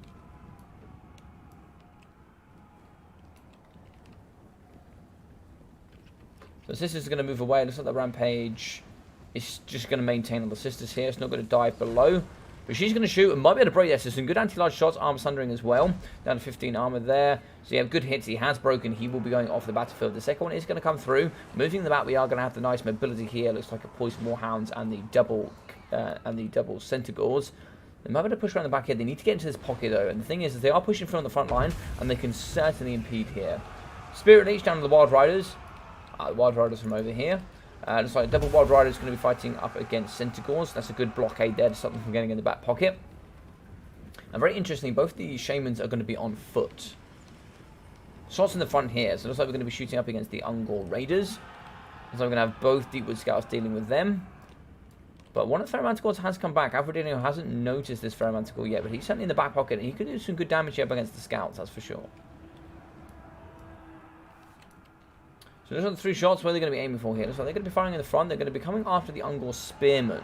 Okay, looks like they're going to be trying to wither down the front line so they can't overwhelm with those units. But over here in the middle, we have shattered the Eternal Guard. We're now going to be getting the double Centaurs, the Chaos Warhounds, and the Ungor Spears forward. They need to get forward and really aid in this front line. So it looks like here the Wild Riders are going to be poking into the backside of the Centaurs with the throwing axes. They have certainly been impeded, and they're going to stop from firing now. And looks like the Wild Riders could be losing in combat though. That's really surprising. So it's going to be 20 melee defense. It's not huge. Wild Riders have some pretty good stats, so it's a shame to see that they're going to be breaking down there. On the left, another Spirit Leech going down on the Wild Riders, as they do go a downhill charge here into the Ungor Spearheads with shields. Shots coming in with some nice micro there from Papra using the Deepwood Scouts. They're going to be firing certainly into the front line. Removing those doggos could be nice. Poison at the 95 speed is certainly very dangerous. Moving through to the back, the Centaurs should be able to whip around this stone, get into the back, and get into this juicy, juicy honeypot. Warhounds with Poison going to be aiding. There's just so much skirmish here to deal with. And there's just so much fast entities. Like 4 units of Centaurs, also 2 of them with the throwing axes, and 3 units of the Chaos Warhounds with Poison. It's just so much for anyone to deal with, especially when you're not even considering playing Alfredino. Like, you know, it's just so much to deal with. But Centaurs are in the back. Looks like the Manticore has Rampage. He's going to be dealing with all of the backline harass as well. Looks like the Sisters are going to try and help where they can. So they're going to try and help remove the Centaurs if she can. She does actually have fear, so can imbue that negative 8 leadership. Charging in with the Manticore, though. Manticore absolutely destroys the Sisters. Sisters have been terrified. They have broken. They have shattered. That is going to be army losses, and a nice surround there from Alfredino. Yeah, this was just a lot, I think. But really well played. 944 for the Sisters of Twilight. 247 for the Spell Singer. 67, 228, 175, 130, and 285. Trying to keep the Eternal Guard cheap. Just trying to keep it nice and wide, but cheap. And I'm going to go here with the triple 450, 750, and 640 for the Deepwood Scouts. We got 213, 150 here for the Wild Riders, 250 here for the Wild Riders with shields, and the ROR 1067. So here for the Beastmen, we're going to be seeing a 350 for Morga the Shadowgave, 350 for the Brave Shaman of Death, with 230 for the Brave Shaman of Wild, 250, 120, 500, and 205, 185, 240, and 430 for the Ungol Raiders. Looks like 370, 640, 500, and 900 for the Centaurs, with the Throwing Axes getting 460, 600, with 388, 880 here for the Warhounds of Poison, and the only 2 new units in the entire build here is going to be the double Manticores with 526 and 980. Manticores here a very good bonus for Beastmen, that's for sure. That's going to be a big dubski from the beginning, so let's get up through there for... Yeah, so it looks like if I'm in their party, I don't have a choice. I have to be on Alfredino. I don't like that, but... we'll have to change that as we go forward. Let's get Emperor Grombrindle. Let's get Grombrindle in here. I like it. So, we need to change the scoreboards now. There we go. So we get the Dubski through there. Cool. Alright, Ducky, you're going to have to move because you're causing havoc over here. Right, where can I get you that you're going to behave yourself? Can you go like this? Yes, yes you can. Nice. I like it. Cool, you'll do well there. Okay. Cool. Alright, what are you guys saying? Let's have a look. Sorry, I missed all of you guys. Centaur, Rush, Wood Elf. Yeah, it is hard. I mean, you could have gone Wood Elf Kite here. So you certainly could have gone Wood Elf Kite. I think Wood Elf Kite would have been really nice here, and I think Skirmish Cavalry from the Wood Elves could do quite well. But in reality, I haven't practiced the matchup.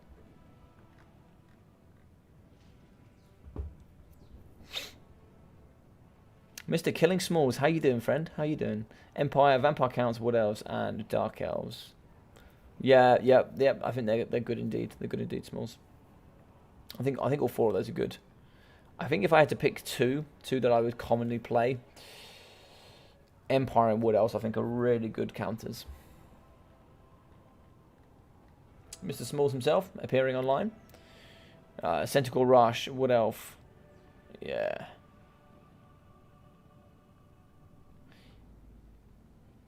Yeah, I know. Sorry, Benzo. Your poor elves got absolutely destroyed here. Sorry, mate.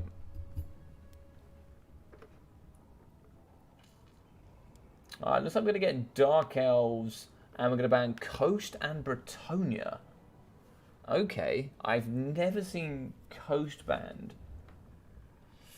It's an interesting one.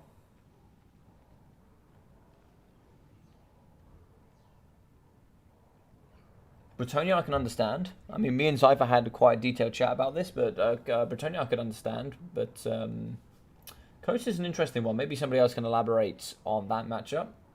Yeah, I've been surprised about Coast. I don't see Coast as a big threat to Dark Elves, really, but...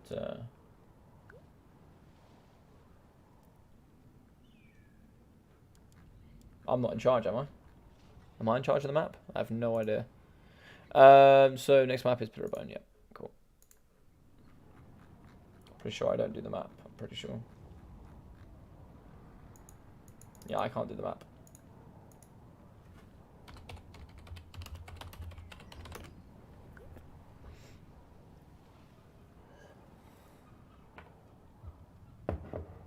I don't think Wood Elves is the worst matchup for Dark Elves. I actually think Greenskins is. Yeah, 100%. I'm picking Greenskins every day of the week. Like, Wood Elves and Greenskins are pretty bad, I think.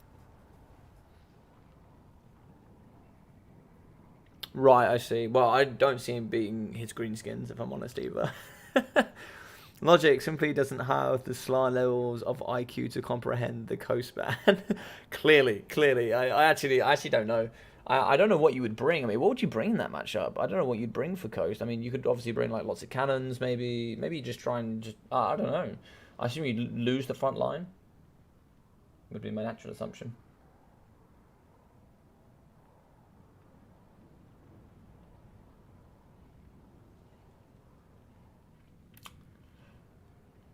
This is a fun build. I like this build already.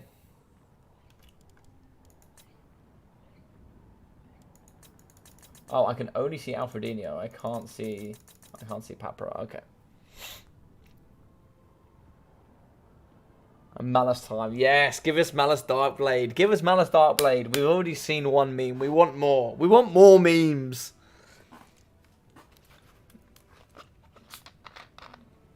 This build is cheeky. I like this build. Oh. Did think it was looking a bit short, then a couple of them added. I like it.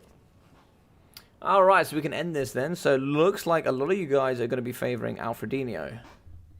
It's a shame. I wanted my boy Papera to get a dubski here, I think.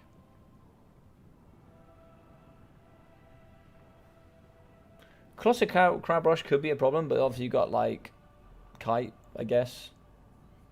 You know, they can just kite you with armor piercing cavalry, perhaps.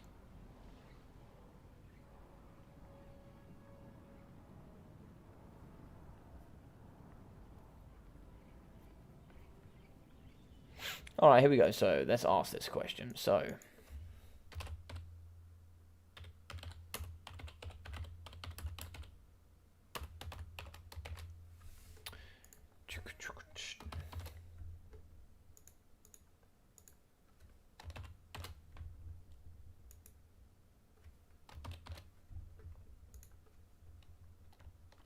what else have we got? Yeah, we could say, out of these four, what would you guys say is the best counter to Beastman? What is your favorite counter to Beastman? What do you guys normally pick, or what do you guys normally like to see play against when we're considering Beastman? So when Beastman's been picked, what do you normally counter? What's your favorite?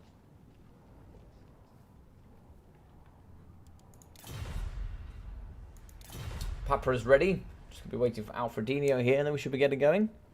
Maybe the Mongols with the elite infantry. Yeah, elite infantry spam could be interesting. Depth guard could be a big problem. Yeah, depth guard could be a problem. Could be a problem, yeah.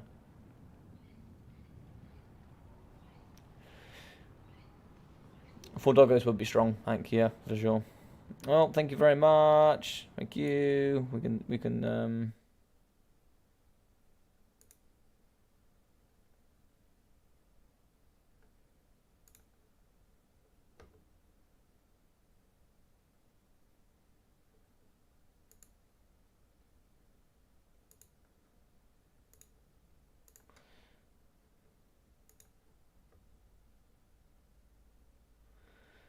Thank you. Oh, I don't want to see hot local girls and guys in my area. Thank you very much. Very kind for the offer, Mr. Webcam Bot, but I'm okay.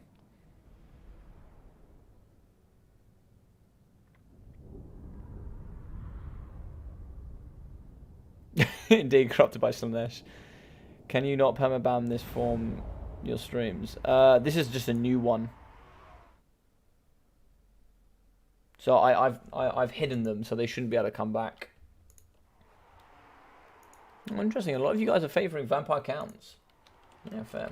Alright, so let's move this screen blocker before I forget, because I will forget, because I am... Okay, so we're going to be seeing some Scourge Runner Chariots. Come over here, Mr. Ducky. We've got some talking to do. So, 3 Scourge Runner Chariots for the anti-large with those shots. The Dark Rider Shields here. 1, 2, 3 units with also the Sisters of Singing Doom and the Witch Elves. So looks like the Bikini Squad is going to come in full fruition today. Immune to Psychology, as well as the Madness of Cain, and that nice Terror. It's always very good. On the top here, we are going to see a Sorceress of Fire. And I believe that was that Marathi? Must be. Oh, Malice Darkblade! No way! Bring me Malice. Bring him. Nice. So we're going to see the Blood Price, the Demon Curse, Zarkon, and also the Warp Sword of Cain. So we're going to have Burning Head, Fireball, and Kindle Flame here for the Sorceress. How are we doing, Mr. God Eater? Hope we're doing well. Lots of GGX guys in today's tournament. Love to see it. Dreadspears here with some Bleak Swords all along the front line. Have quite a few units of those. Yeah, quite interesting build. Quite an interesting build. Going to maybe try and see if they can deal with these Orc Boy Chariots. So we're going to see some Forest Goblin Spider Rider Archers with the Morgub's Manky Marauders in the front. The double Orc Boy Chariots here in the front. On the right, though, we are going to see the Durkate Squigs and anything else. Looks like there's going to be nothing else over here. In the front, we're going to be seeing the Goblins. So 2 units of Goblins in the front here with the 8 Peak Loonies. Those nice loon abilities. These boys are mad if you ever saw them. Coming here with their ability. The new changes, so they have to have 15 seconds before they engage in combat. But it's a quicker time to get your Fanatics back.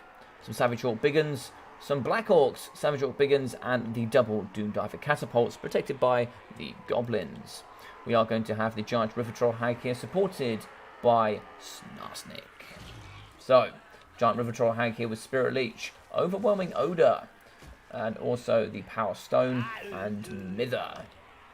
With Snarsnik here with the Fermented Fungi and the Spite of the Bad Moon, plus 16 bonus for large armor piercing, and also that good base weapon damage. Yeah, very nice indeed.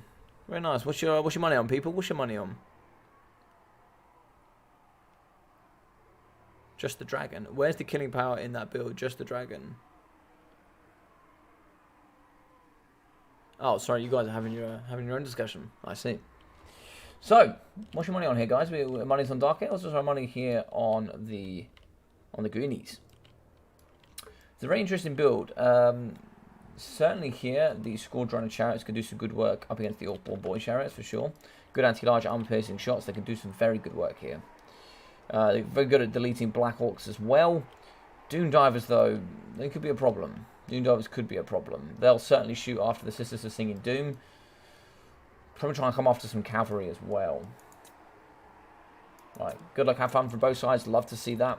Always good sportsmanship here is welcome on the channel.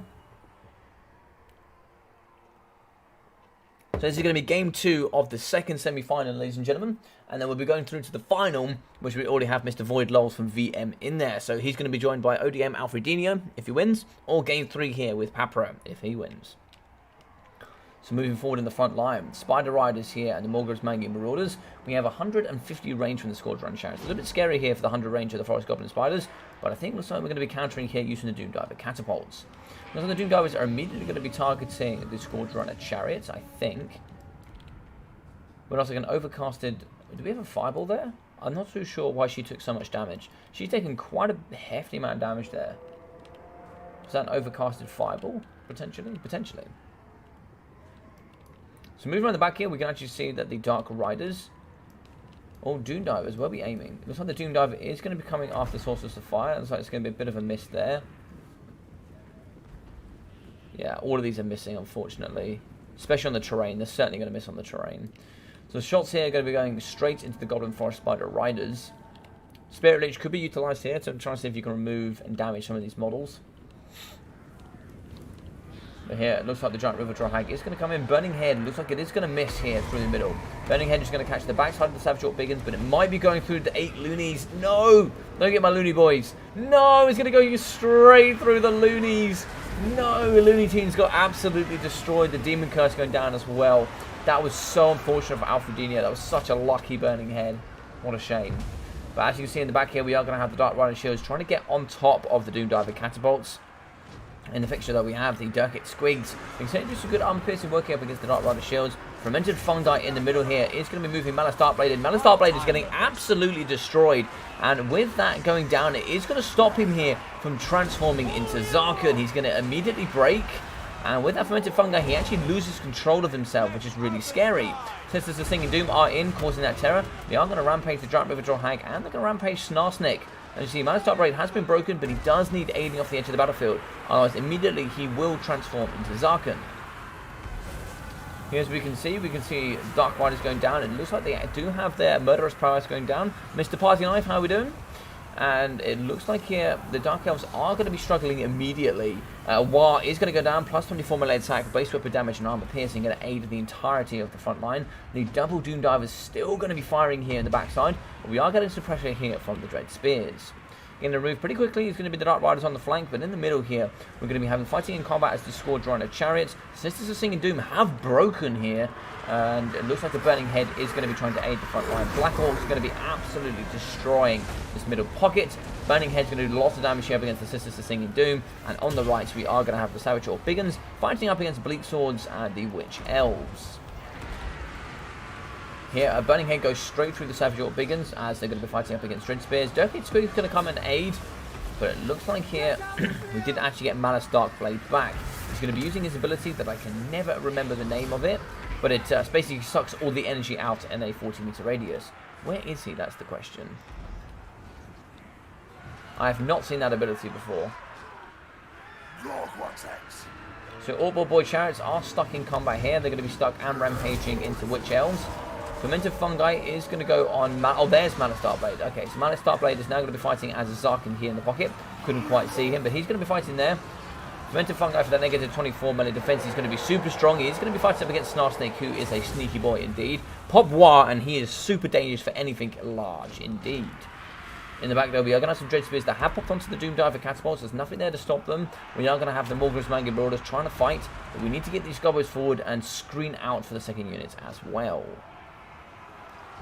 So here in the middle, looks like Snarkin is still going to be fighting up against Zarkin. Zarkin has quite a few abilities here indeed, so he is actually going to be having the Reaper of Souls, the Bloodstorm, and also Zarkin. So he's unbreakable, and he has all of those sucking abilities. It also makes him super, super powerful. But he is going to be dying over time. He can't stand forever. 98 melee attack means he's going to just ruin Snarsnake's day, and he's going to be running for sure. Banner Sparrow is going to be super even here. River Hag still online. He's going to be fighting up against Squadrons. One has broken, the other one here down to 2 models. Very low health here, 572 health, 540, and also 480 here in the middle. These Squadrons have been very excellently dealt with here by Mr. ODM Alfredino. Chasing off Snarsnake is going to be the Bleak Swords. What sort of speed are we talking about? 35 here, up against 33. It is going to be a foot chase. He will get away eventually and should come back. Balance of Power now putting back in the Greenskin favour, as we did, I think, yeah, we have lost Malice Darkblade. He's going to go down. That will be negative 16 leadership here, faction-wide, I believe. Oh, maybe he hasn't gone down. I thought he had died. Pretty sure he died. Pretty sure he died. Unless that doesn't count for Zarkin, I'm not too sure. But fighting in the middle is going to be the Savage Orc Biggins and the Giant River Troll Hag. They're going to be rampaging here up against the Sisters of Singing Doom. That'll also be giving the negative 10 melee defense as well, so just really making it easy there to remove them as they're going to be stuck there in that pocket. Cycle charging from the All-Board Chariots in the middle, and getting back here is going to be the Squadron of Chariots as well. Dark Riders are getting removed. Coming back in are the Dread Spears, so 3 Dread Spears left, 2 units of the Bleak Swords, and some Sisters of Singing Doom. Orc-Board Chariots here going to be fighting up against some Bleak Swords. They're going to get broken pretty convincingly, but so are the Orc-Board Chariots. They have been terrified here by the Sisters of Singing Doom. And in comes the Giant River Troll Hag. She's just going to be swinging her bag of meat here all over the Dread Spears. And now she's going to punch and kill a chariot. Very nice. Looks like Mither has been used to slow it down. It's going to be a break here for the Giant River Troll Hag. Cycling in, though, from the All-Board Chariots. 2 of them left as well. They're going to really get through here. Try and see if they can remove the Scourge Runner. She's pretty quick, though. She will be having 44 speed, even when poisoned. So she will be able to get away and hopefully get back into the front line very quickly. Snarsnake is going to come back, though, in the backside. That's going to be huge there for the Greenskins. Goblins going to be fighting here up against Bleak Swords. Going to get aided by Snarsnake. No, Snarsnake's going to come back to the front line. We have some more Goblins here as well to aid in the conquest, with some Squadron Chariots shattering here in the middle. Looks like the Sisters of Singing Doom and that Terror have been removed. But it looks like here, yeah. So I don't think Malice Darkblade takes any negatives there from dying, I don't think. It looks like that doesn't seem to be the case. So the Giant River Troll Hag is going to be fighting up against the Dread Spears. Orc-Board Chariots is going to be cleaning up a crew here from the infantry. I don't think there's any way back in yet. That's going to be Shatty and army losses, I'm pretty sure. Yes, it is. GG's well played from Alfredino. Big dubskis coming in from him.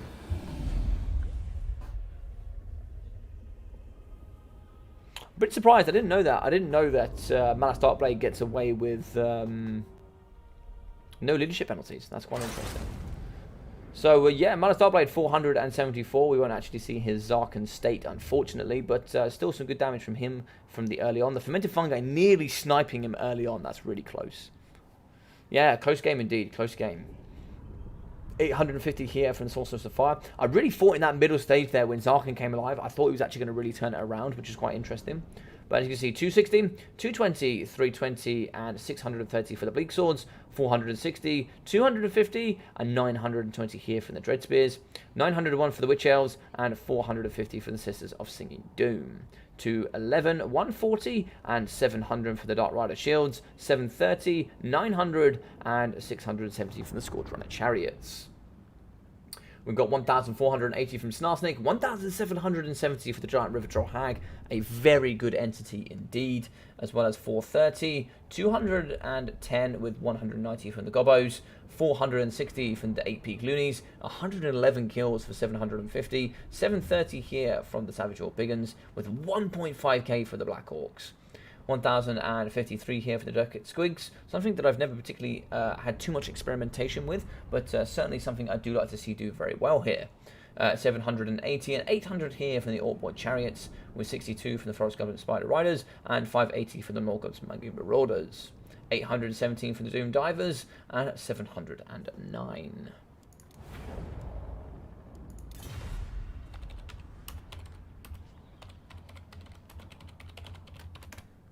GG's well played, great series.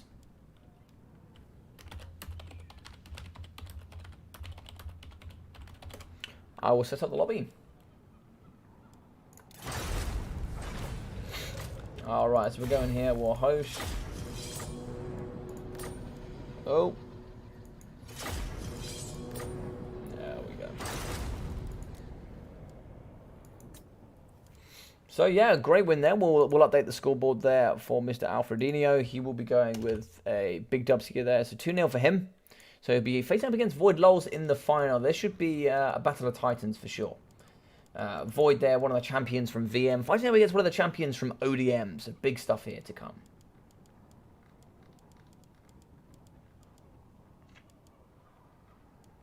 Let's have a look. So I should be able to invite Mr. Void Lols. We're going to be starting off on Outdorf Outskirts. Let's get it going.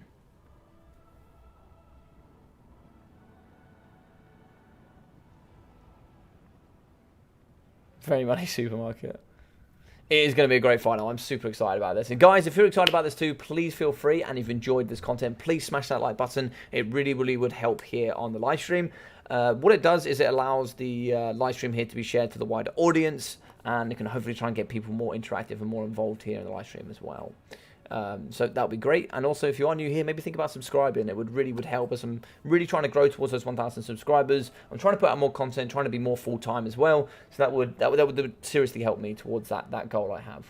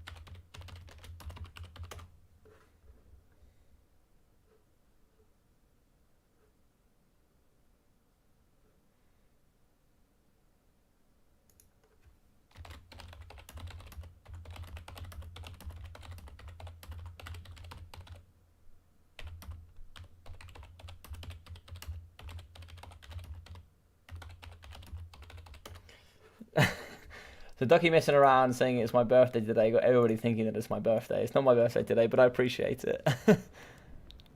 Come and join Logic's Decourse server too. Yeah, thank you very much, Mark. Yeah, so there's a little link there if you guys do want to join on the Discord. You guys can see all of the single player, multiplayer, all of the content we have there. We have tournaments, we have leagues, all sorts of really fun things for you guys to get involved in for sure.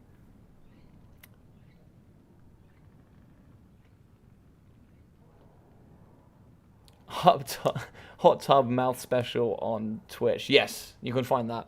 You can find all those special streams that I do. All right, so Void is ready.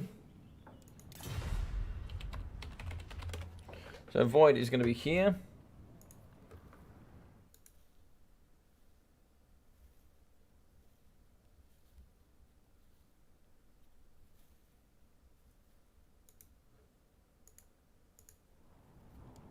Hey, Nighthead, how you doing? Mia High Elf Main subscribed to a Dowie channel. What more can you ask for? Well, Nighthead, well, I mean, firstly, very happy to have it. And secondly, High Elves are by far my most popular videos, period. So, we're going to be having Alfredino here up against Void Lols. So, we'll do 0 there. We're going to be having, let's go down to the bottom. Let's get a nice good picture up. What sort of picture have we got here today? So let's go with, what's this one? Let's go with, that's a nice picture. That's a nice picture. So we can have,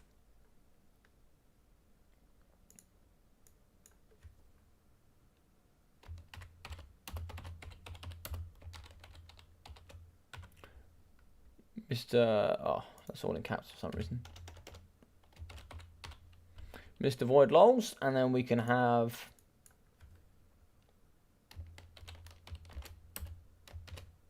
Alfred Enio. Cool, so this is going to be a match of Titans, that's for sure.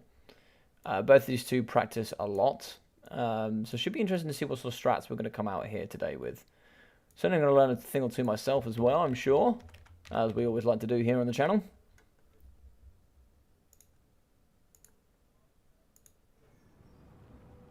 Hello, Mr. Caradoc. How are we? Oh my god, another webcam show. I love it. All right, can we remove these?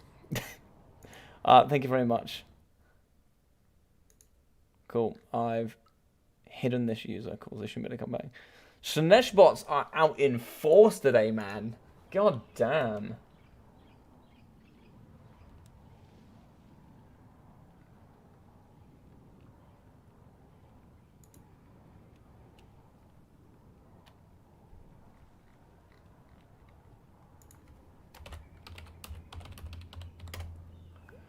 Map is set, ladies and gentlemen. Ready when you are.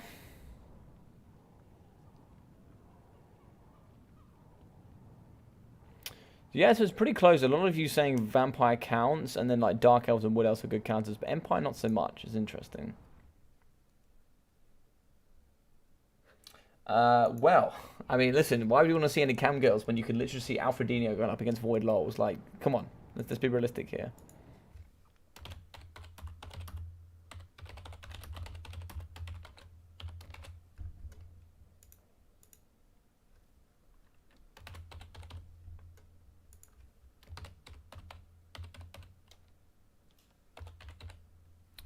So who's going to be taking this best of 5, ladies and gentlemen? Let's see what you guys think. I'm very interested to know what you are all thinking today. Is it going to be our boy Alfredino, or is it going to be our boy Void Lols? Which is going to be taking it here? I'm very interested.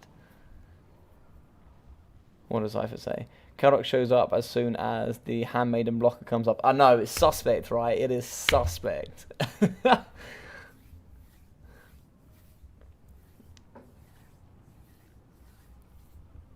Ooh, interesting.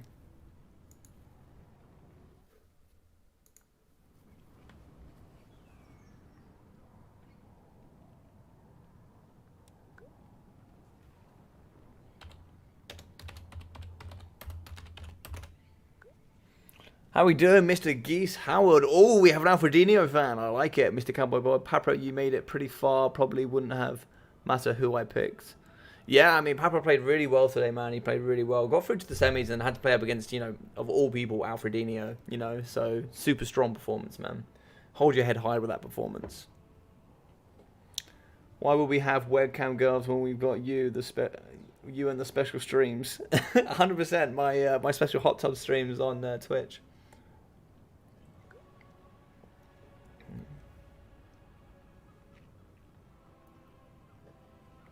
For those that are wondering that maybe watch, hey Geese, how you doing well, buddy? How did your games go today, by the way? I wonder how your games went. I'm not voting. That's not nice. I just wonder what you guys think because you know I know both these players. I've seen them play quite a lot. I know both of them have been practicing a lot. I think it's going to be really close. It should be really close. But yeah, no, for those that are wondering, like, so I do actually have Twitch in my description. And the reason I put that up there is because soon, I want to keep, I want to keep my YouTube entirely Warhammer multiplayer related, and anything else I'm going to do on Twitch. So let's say I do some single player stuff on Warhammer, I'll be doing it on Twitch. If I'm going to be doing something else on Warhammer that you guys want to see me, maybe some Vermintide or something like that, maybe I'll do that on Twitch as well. Unless I've got a big stream coming up, then obviously it'll be on YouTube. To me, this channel will always be the cam girl of Warhammer 2. I don't know if I should appreciate that or not.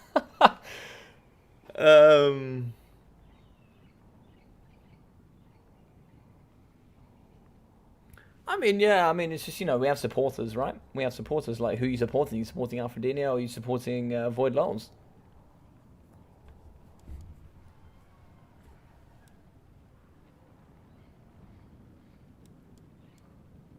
I will go Dark Elves. It looks like Vampire counts for Void banning Wood Elves and High Elves. 2 solid bans, 2 very solid bans. Dark Elves is another good counter pick. Eldorf Outskirts should be interesting. Trees, terrain, all sorts that can affect everywhere. Doggos can certainly be taken in this matchup. Should be very interesting. The Specify I've seen is going to be very good. I'm very excited. Alfredino though has brought some builds that are certainly interesting, certainly different, and he's utilised them very strongly. His greenskin build is something I would never think of, so it'd be very interesting to see sort of how he decides to play this. Maybe a couple of Scourge Runner Chariot, something like this. I haven't seen a ton of Alfredino's games. Yeah, first pick counts is a is a big one. It's a big one.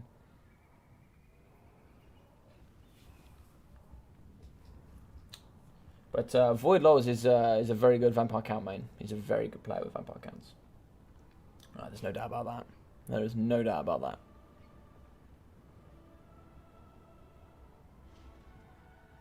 Among Us on Twitch. Yeah, I can play some Among Us on Twitch. It's quite a few of the guys, quite a few of the boys and girls. We all play Among Us quite a bit, actually.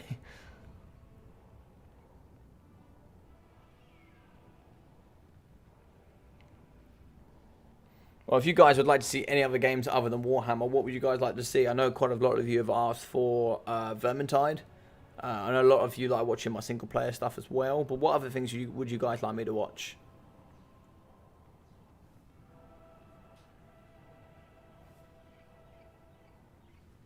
Vermintide, says Michael. Yes.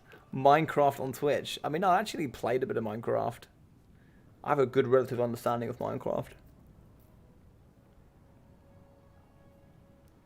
That's my faction too, but I'm always scared to pick them first. Yeah, I think that, yeah, it takes time, it takes practice to pick a faction of that first. I'd always be down to do Vermintide. Always down to do Vermintide.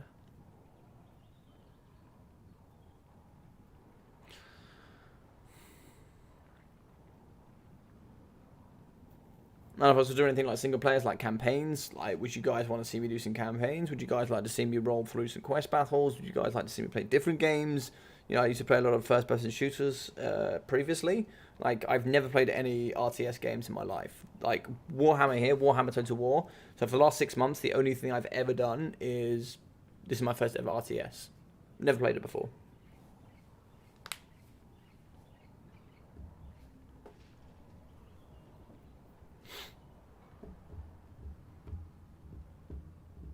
I think these two are going to be thinking pretty deeply about what they want to bring. You know, for example, Void is going to have to make sure he's dealt with, or at least brought enough to deal with Kite, but also brought enough to deal with, say, Scourge Runners, also enough to deal with the wide front line. You know, if there's Marathi, how's he going to deal with Marathi? How's he going to make sure he doesn't get blobbed here using Soul Stealer? Is he going to be double Manticores? If so, how is he going to deal with them? You know, we do have some anti-large tools in the box for Void Lulz, but not many. What got you into Total Warhammer? Ducky, actually. Ducky got me into Total Warhammer. We started playing a little bit of Rome Total War. And, you know, the good old days. I got, like, Rome Total War for, like, I think it was £1.70 or something stupid. I played, like, 100 hours of it. Absolutely loved it. And then I just sort of moved into... what did we get next? We got... can't remember what we got next. Yeah, that Divinity Duck himself.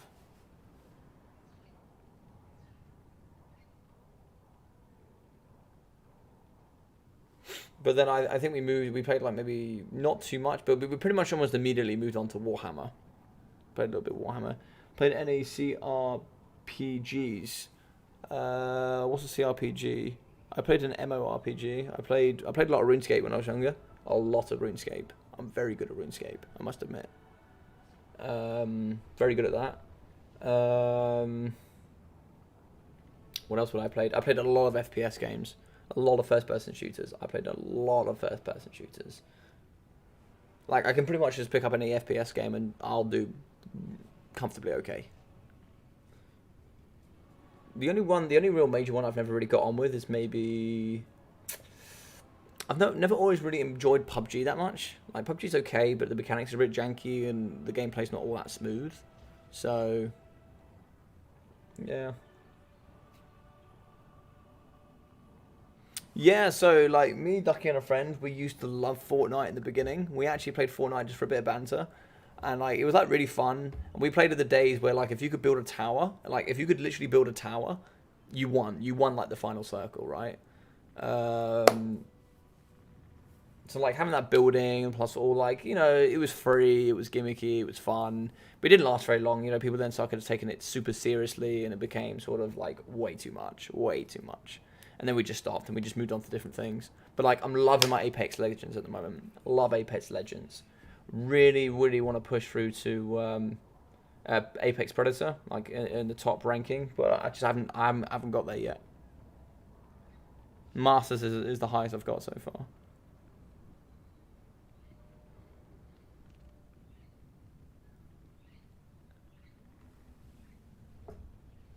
And to think I was accused of spouting heresy. I mean, that is some heresy, to be fair. I mean, it was a free SPS game when we got it. Like, Baldur's Gate. I don't know what Baldur's Gate is, I'm afraid. I haven't played that one. But so I'd say I got this PC about 7 months ago. So before 7 months, I never played PC. I haven't played PC. I didn't play PC games. I was always PlayStation.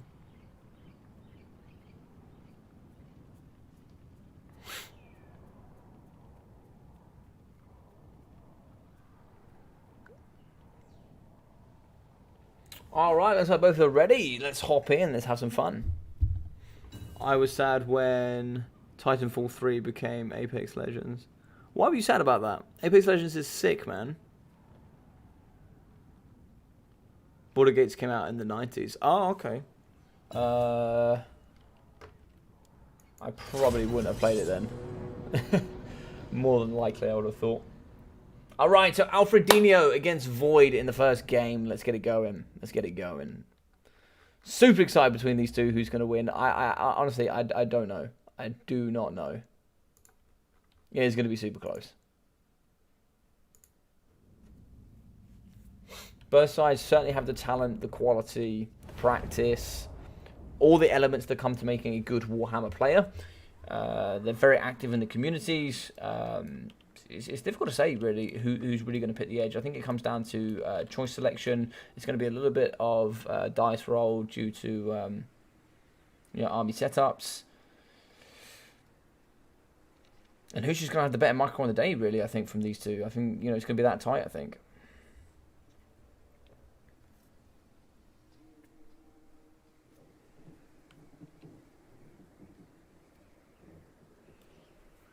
Alright, here we go. So, from the Dark Elves, also going with a heavy box build here. So we're going to be seeing some Blackguard of Nagaron mixing with some Dread Spears and the Blades of the Blood Queen.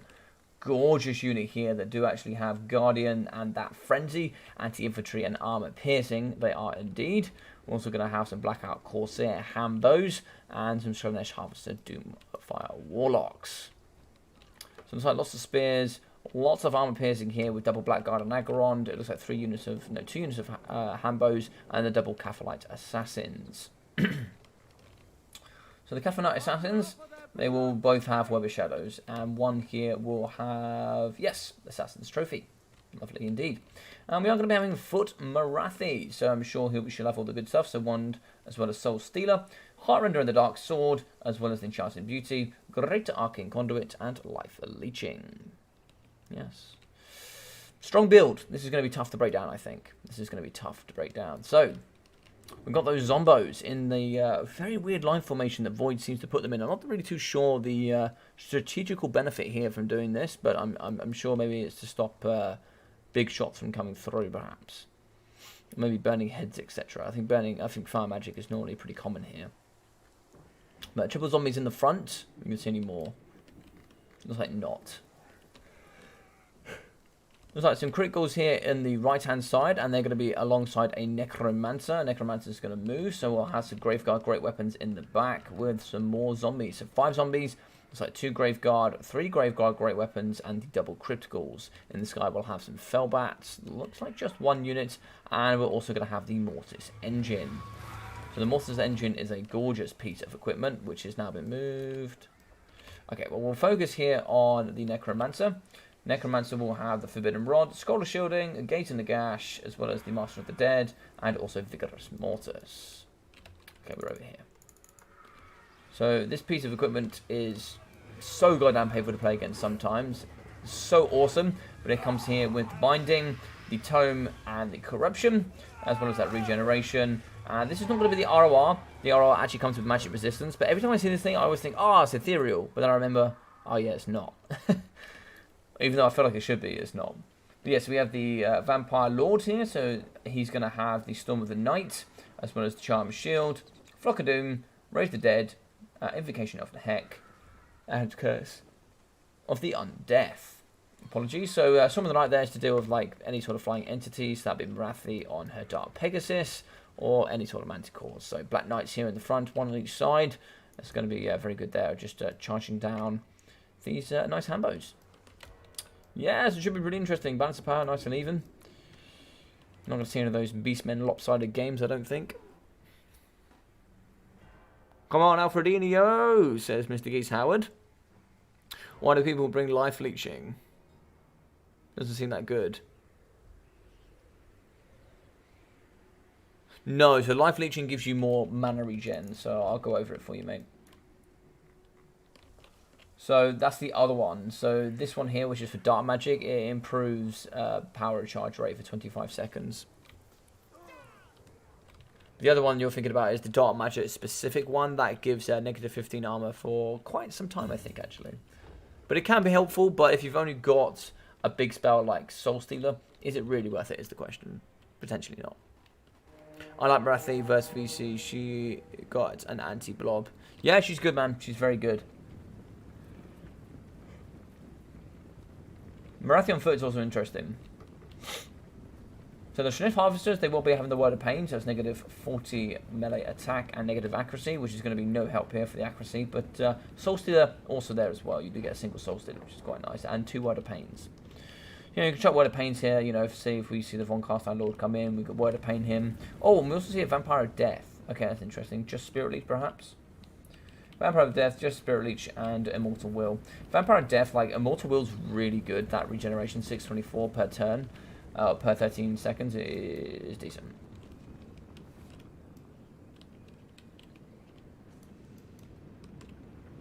So we're going to be moving forward here. Zombies are going to go forward.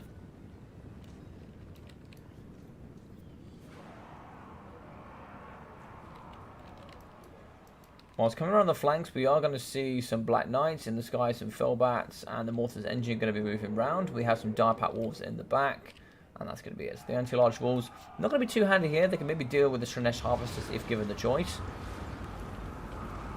We see a summon in the back here of the zombies. Zombies going to be fighting up against the Dread Spears. Zombies going to get depleted relatively quickly here against the Blades of the Blood Queen. They will tire them out though, so you do have to be careful of that. It looks like the Black God of Magon are going to be getting withered down by zombies, but we certainly need to move forward here from the Vampire Counts. Once those zombies have been moved, they do have to go forward, so it's something we'll have to keep an eye on here. In the back, looks like it is going to be a Spirit Leech here going down on the Slanesh Harvesters. We can see Spirit Leech for the Vampire of Death, and the Cast Iron Lord, he's just going to be maneuvering around. The zombie's gone here. One zombie in the back. Summons do not count.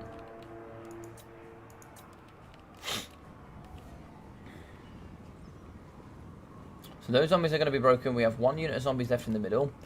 Now is the time to move forward. We need to move forward as the Vampire Counts. Shots going in the sky here up against the Von Carstein Lord.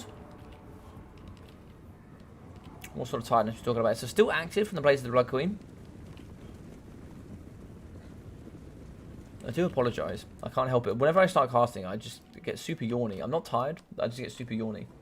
But, yeah, so Black Knights over here on the left. They're just going to be waiting for that pocket open. So as you can see, the Black Ops Corsairs are going to be moving out here to the left. They're going to be a little bit vulnerable here. Now, we do actually have some protection on the Slanesh Harvesters. But they're still very vulnerable. They do have 92 speed here for the Slanesh Harvesters. But the Black Knights can certainly get in a nice strike and get out again. So something we do have to be very careful there as the Dark Elf player.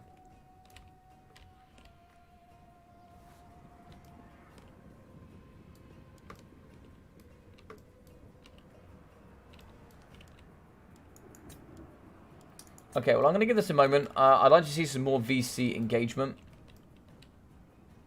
A little bit more here. Looks like Steam's having a go of it.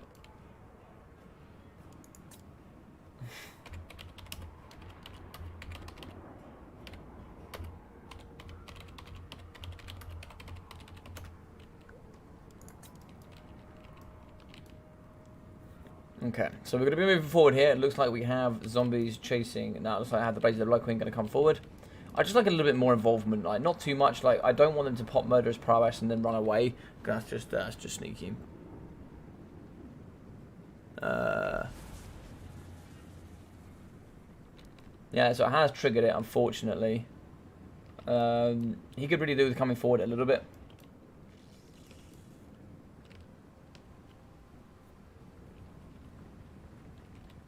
So it does last for 90 seconds, and you only get it once, which means once it has been popped, you know, you just want to try and waste it as much as possible.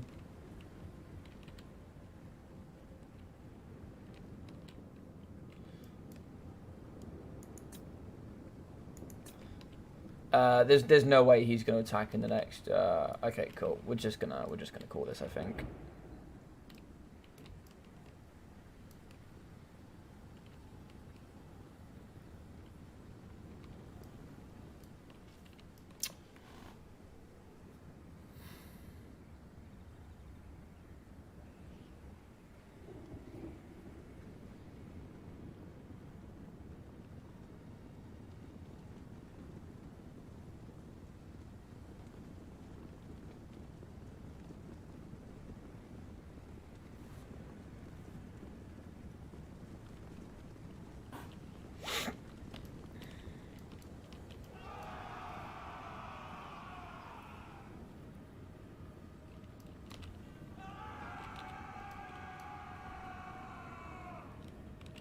Alright, I think I've seen enough.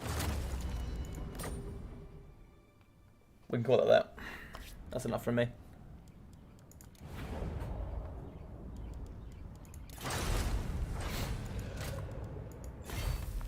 Nope. I'll host up another lobby for them to join. I'm not gonna be casting that. Cool.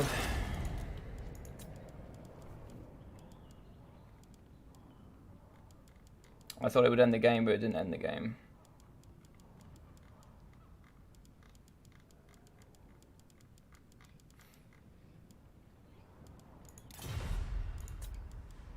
Where is Void?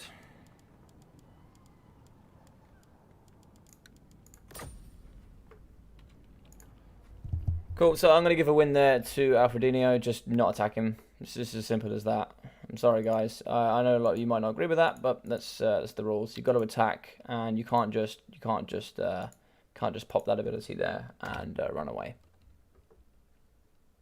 I asked for it. It didn't happen, so I'm just going to give it the loss. All right, so map 2 is going to be Estelington. Cool.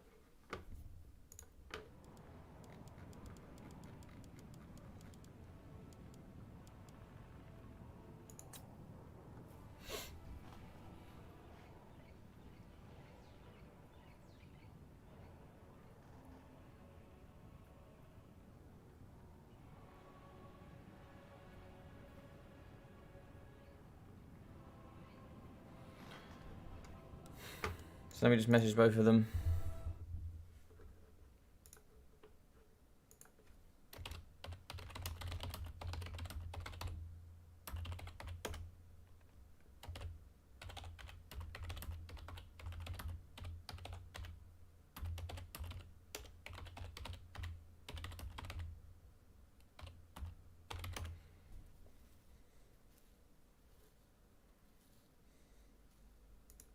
Cool, so just going to wait for these guys to join up. So this is going to be my explanation. My explanation for this is I asked for the engagement. Legion, you're going to get one warning, mate, and that's going to be it. If you just continuously just keep talking, then I'm just going to ban it. I asked for attacking. I asked for a little bit more attacking. I didn't ask for much. I just asked for more attacking. The way it's going to be is the fact of he moves zombies forward with the full intention of getting Murderous Prowess out and then not forcing the engagement to get the advantage. He tried to cheese the mechanics to get the advantage. That's the rule. End of. No more conversation.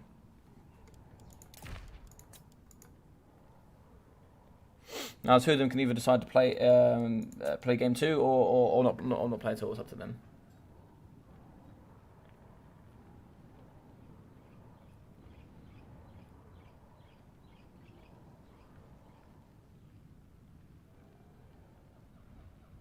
I just said that's enough, Legion.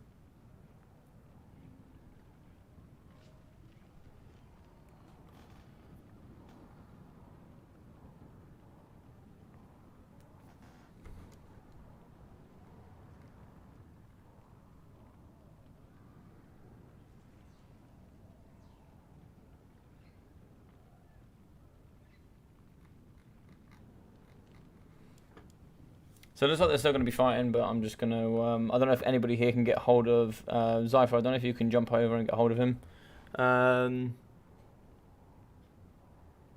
He did come back at a great time, Ducky. Go back and check it, but I'm pretty sure my standing is pretty strong on it. Yeah, and also it wasn't just a single zombie. Like, he ran out of all bought zombies, and it was just summoned zombies as well. There was no engagement from the front line attacking.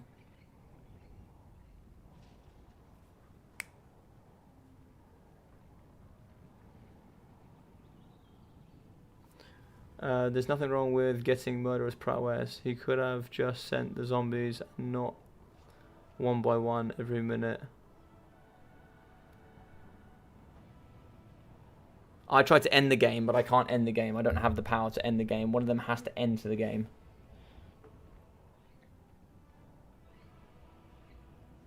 I tried to end the game, but I realized I can't end the game.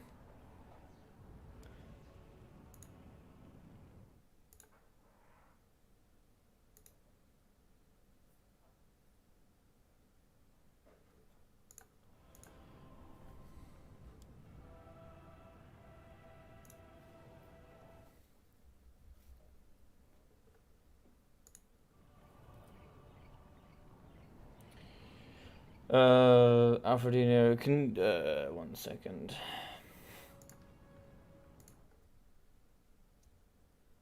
One second.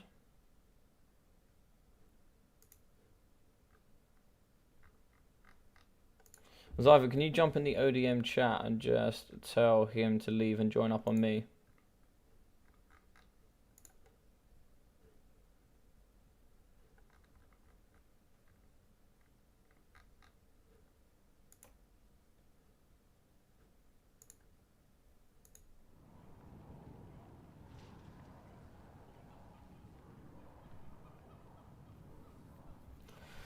Listen, everybody, I know you guys are talking about summons, whether summons should or summons shouldn't be. The answer is zombies were sent forward, zombies were cleared out, and then there was nothing attacking for 30 seconds. Nothing. Nothing was attacking. Doesn't matter whether you're talking about summons or anything. There was nothing attacking. Therefore, you've broken the attacking rule. That is the rule. You have to attack. And for the fact that you have an attack animation that's going to take over a minute to get that, I mean, that's a whole minute that you're not attacking. Logic just needs to specify the rule set for next time and we move on. The rule set are already specified. The rule sets are already specified, Knighthood. They are already specified.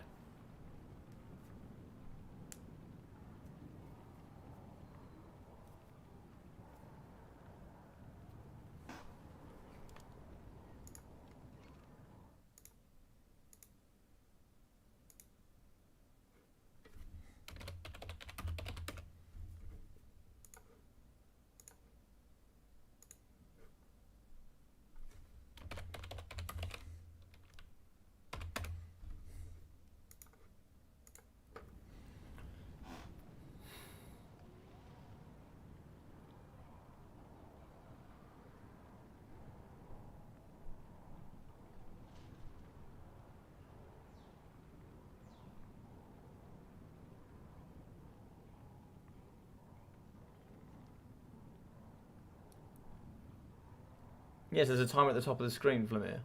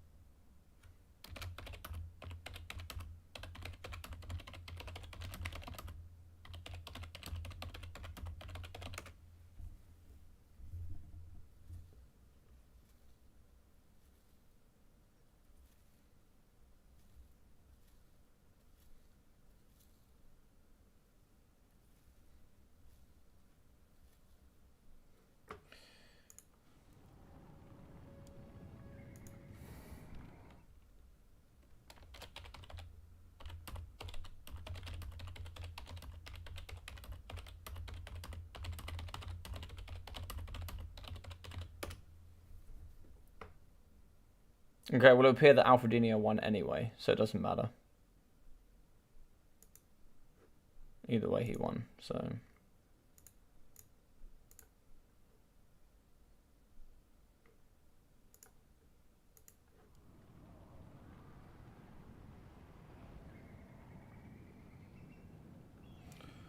Alright, so we continue on. It's going to be map 2 still in Tomb.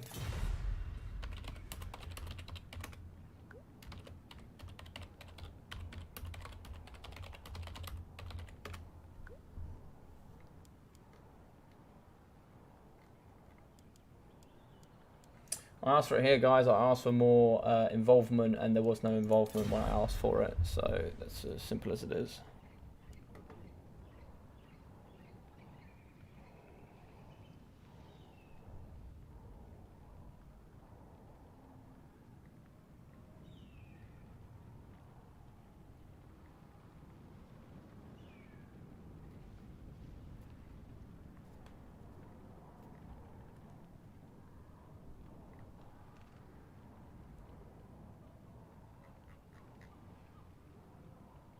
Yeah, Aphrodite won the match anyway, so it doesn't matter.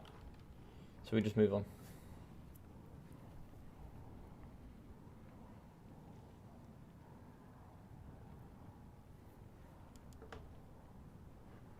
Oh, perfect timing. Perfect timing.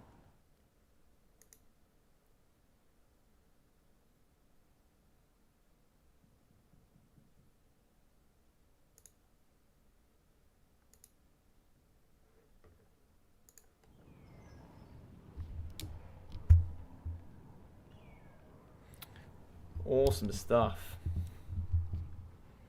They keep making more of these things. I keep hiding them. They keep coming back.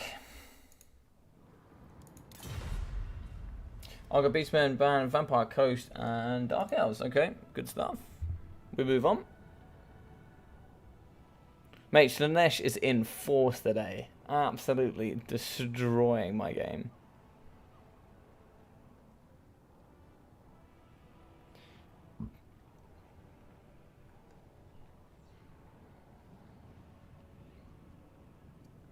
Alright, so game 2.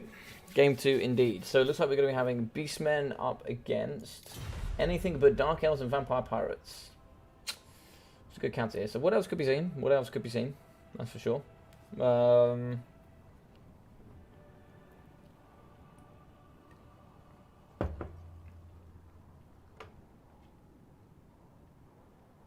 Depends how Void wants to play this.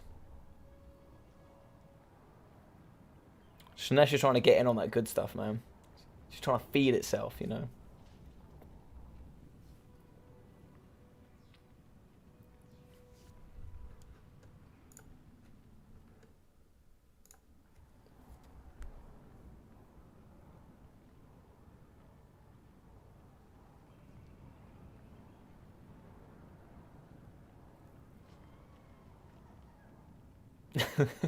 How you doing, Neckbait? You good, buddy? I hope you're doing well.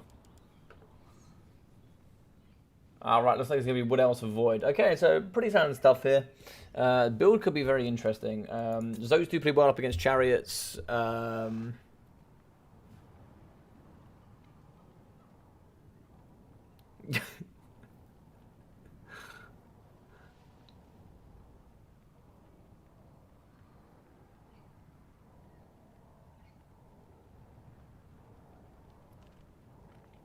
There are no singles in my era, no singles at all.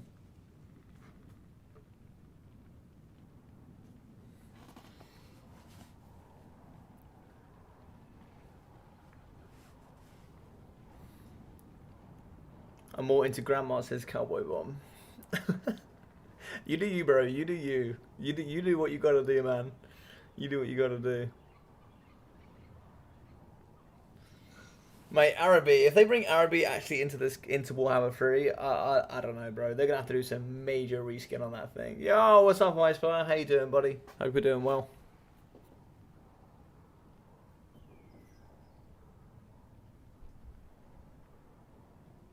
Araby, it was on tabletop, so I can't see why it wouldn't be a potential for Warhammer 3. Sure, could be. So still in tune, pretty medium-sized map, medium to small. What else against Beastmen? Yeah, it could be different. It could be difficult. Certainly going to be seeing maybe some Sisters, some Hagbane Tips perhaps. Oh no, maybe going Lizardmen now. Lizardmen could also be an interesting counter, for sure.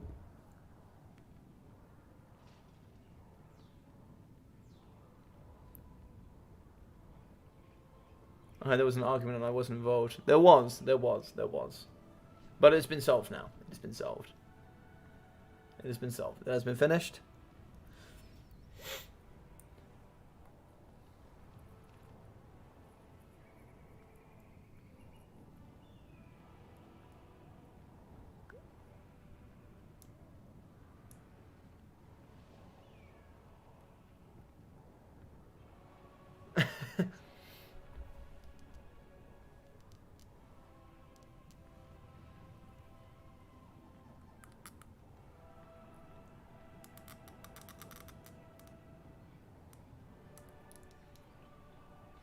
I would bet CA just avoids the Araby thing. Yeah, I mean it was dodgy on tabletop. I don't know how they go about doing it in the real game.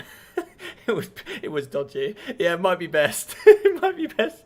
Cheering from away, Alfred. Yeah, Alfredino, man, coming with the big dubski. Yeah, he had a big dubski, mate. Big dubski in the front.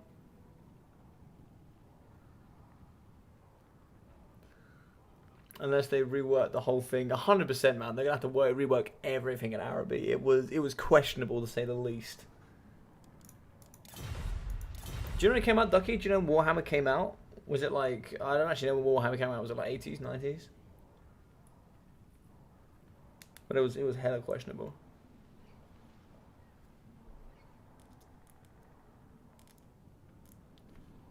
Yeah, man.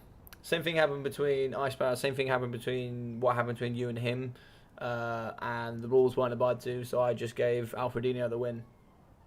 So I wasn't going to cast it. Like, I asked him to do it, didn't do it, so we move on.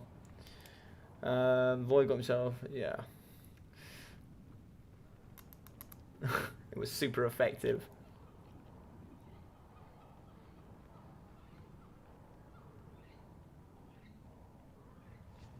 Nobody's bullying anybody, Alric. Nobody's bullying anybody. Literally nobody is bullying anyone.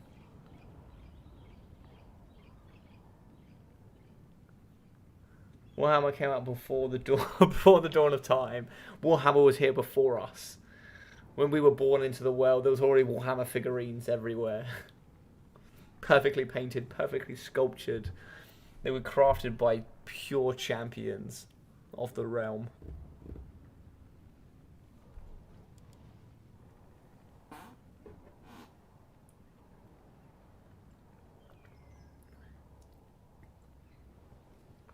Yeah, I thought it was late 80s. I thought it was like late 80s, 90s, yeah. I mean, ogres were very much Mongol Empire inspired. Very dodgy models, too many. Hell, even some of the Total War models are dodgy sometimes. There's lots of dodgy stuff about Warhammer sometimes, yeah.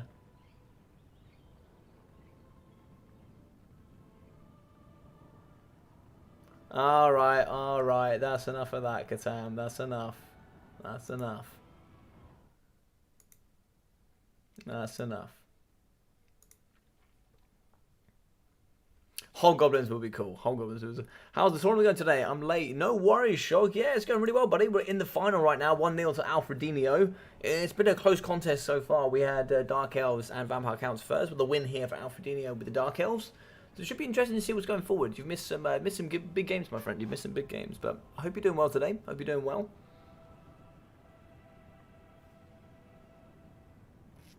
Via Astalia. What do you guys think of Stoke Duck? You a big fan? I like Stoke Duck. He's the real champion. He's the real champion. Casting here with one of my best friends, Rubber Duckable. Rubber Ducker Stoke.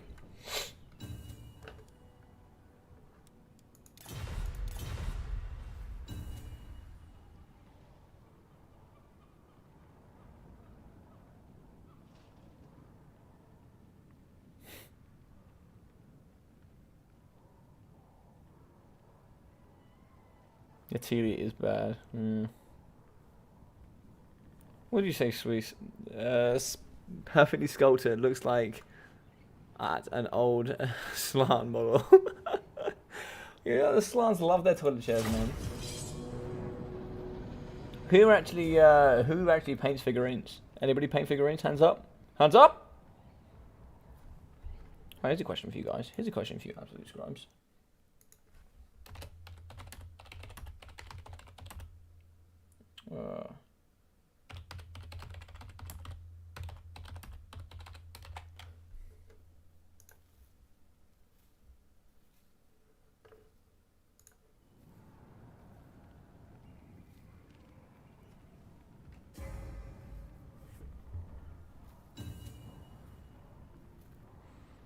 Oh wow, a lot of you have not played Warhammer Tabletop. Interesting. Even I've played Tabletop Warhammer.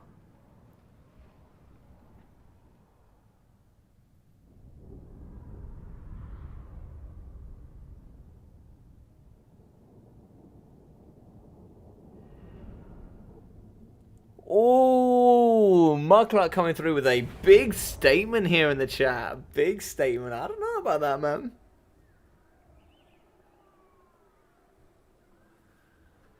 Yeah, just very interesting. I'm wondering how many of you have actually played Tabletop.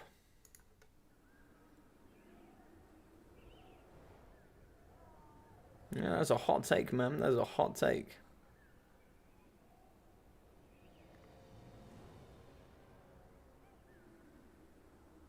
Tabletop Simulator does not count for Spikeman. You either played Tabletop or you didn't.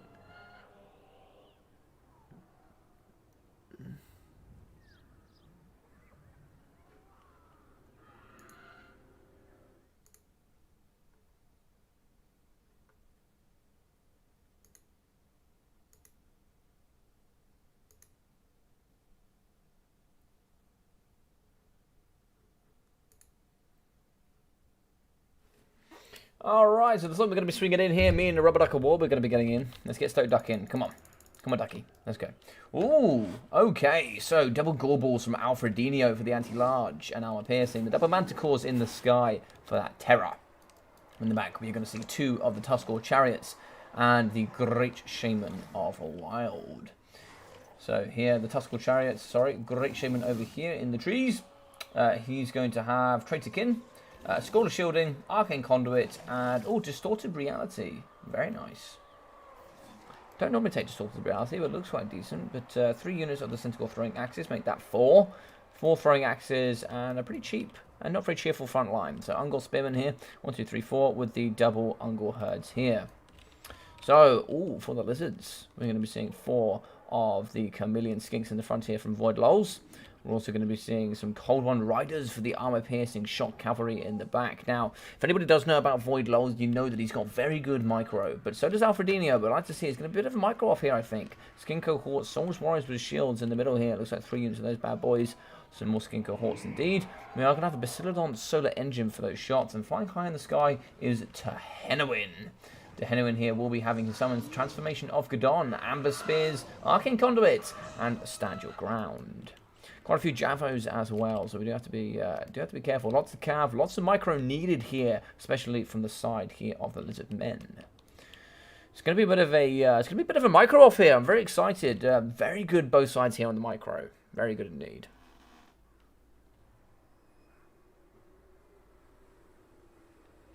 End Times was a dire state. End Times was a dire state, I can be honest. Right. I've had enough of this BSery. We leave what happened in the past, ladies and gentlemen. Leave what happened in the last game behind. We move on. We're adults. And look at that disgusting balance of power. Why? Why, Beastman? Why are you so overpowered? Why are you holding this much balance of power? I don't understand. God, it does it against every other faction. Yeah, we don't speak of the end times here. The end times are a dirty secret that we all keep to ourselves.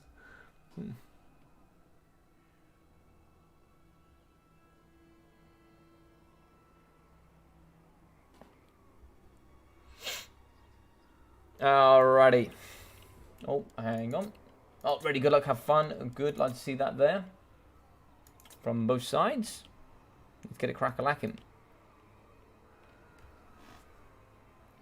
End times in Attilia Total War is better than end times in Warhammer. I changed my mind. Couldn't change your mind there. Beastmen is so powerful they almost don't need to start a battle because of army losses. I know, man. I mean, you can't. I think it's about here in the middle of this other cross. Like, you just, yeah, it's crazy, man. Like, it really shifts balance of power straight off. It's the only faction does it currently. So big shots coming in the front though. This one's going to be targeting these chariots. Oh, hit there on the Great Shaman of Wild.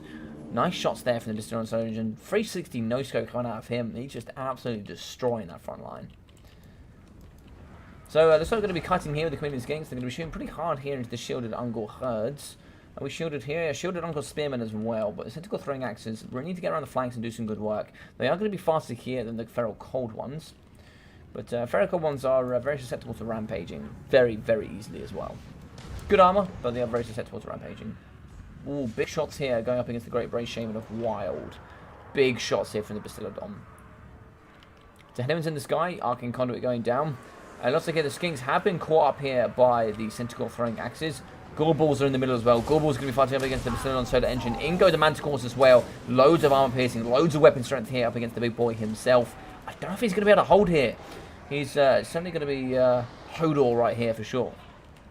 Over here on the right-hand side, a little bit still is going to be some of the cavalry here. We are now start moving the Chameleon Skinks. They need to get in and around. They need to aid that front line. Get that poison in and really start debuffing that front line. Better damage here coming on the Basilodon Solar Engine. He is going to move back, but it is going to expose those Javos. And those Javos are going to be firing to the front line. We do have 100 armor here for the big tanky boy, for the Gore Balls. Over on the left, though, we can see that moving around is going to be the Centaur throwing axes, some good speed, but downhill charge here from the Feral Cold Ones. Very cheap at 450, good armor as well. They should be able to do some good arm-piercing shock charges here up against the Tuscarl Chariots. And so we are going to catch in the trees as well. So some good armor-piercing here in the middle up against the Tuscarl Chariots as they have been caught. That's lots of damage going down here. Really good stuff. Stand your ground as well to aid in that conquest. And I think here we're going to see a Traitor Kim. But it is going to be a Traitor Kim thing. Yeah, overcast the Traitor Kim for that damage in the middle. Balance of power is going to start to gently come back to the middle here for the Beastmen. Sorry, for the Lizardmen. But as we can see, Stormsworn is winning in the front line. They are going to beat down some Spearmen. In the middle, though, it's just going to be a tide of yellow coming all over this orange right now. These Beastmen are absolutely everywhere in the sky. We are going to have the Ferromanticores. They could probably beat Tehenoin, but they are going to be pushing back here up against the Community Skinks. What sort of speed? We're talking about 90 speed here from Tehenoin. Flying down is going to be the Ferromanticore. It looks like here we have beaten down the Bastillon Solar Engine. Charging him into Tehenoin. It looks like he's going to try and snipe the caster. He is going to be sniping the caster, I think, if you're not careful. Caster is going to be broken. 404 HP. That's probably 1 or 2 hits that are away there from being dead, I'm sure. He is pinned in there with the cavalry. 230. Is he going to make it out? I don't think he's going to make it out. Balance power, though, is heavily shifting in the Beastman's favour. So he has gone down. So we have lost the caster. It's going to be negative leadership there, faction where it should be. Maybe I can't see that now. Maybe that's changed because I can't see that. He definitely died, so maybe that. Oh no, he hasn't died. He's still there. My apologies. He's still there, but he's going to be getting chased by Tehenoin. 70 speed up against 81, so he should get caught pretty effectively there. But I'm trying to see if we get some of that infantry on to protect him as well. Take a little bit of damage while you go through, but the double Manticore is just going to be causing havoc here up against the infantry front line. In the back, it looks like we have Centaur throwing axes, fighting in melee combat up against the Community Skinks. Charging in is going to be the Cold One Spear. Sorry, the Cold One Riders. Moving in to help is going to be the Goblins, and looks like we have the double Manticores in the back as well. Looks like they're going to punch up against the Cold One Riders. Yeah, they're going to get hit really hard here. They're going to be going off pretty quickly. In the sky, though, we are going to have a summon. We are going to have the Fairy Manticore here. A little bit later than I expected, actually. But one Manticore is going to come through. What can we see here? Can we see the Manticore perhaps coming in the back and aiding? He will struggle up against the Gorbel. Wants to target him, but also they're going to be targeting the Tuscarl Chariots. One Manticore, though, is going to be fighting up against the Gorbel. Gorbel should do some good work. He has that big goddamn axe. That two-handed axe can just carve straight through Manticore flesh. But it looks like melee defense going up by 24 there from stand your ground. And I think it's going to be put out from forward.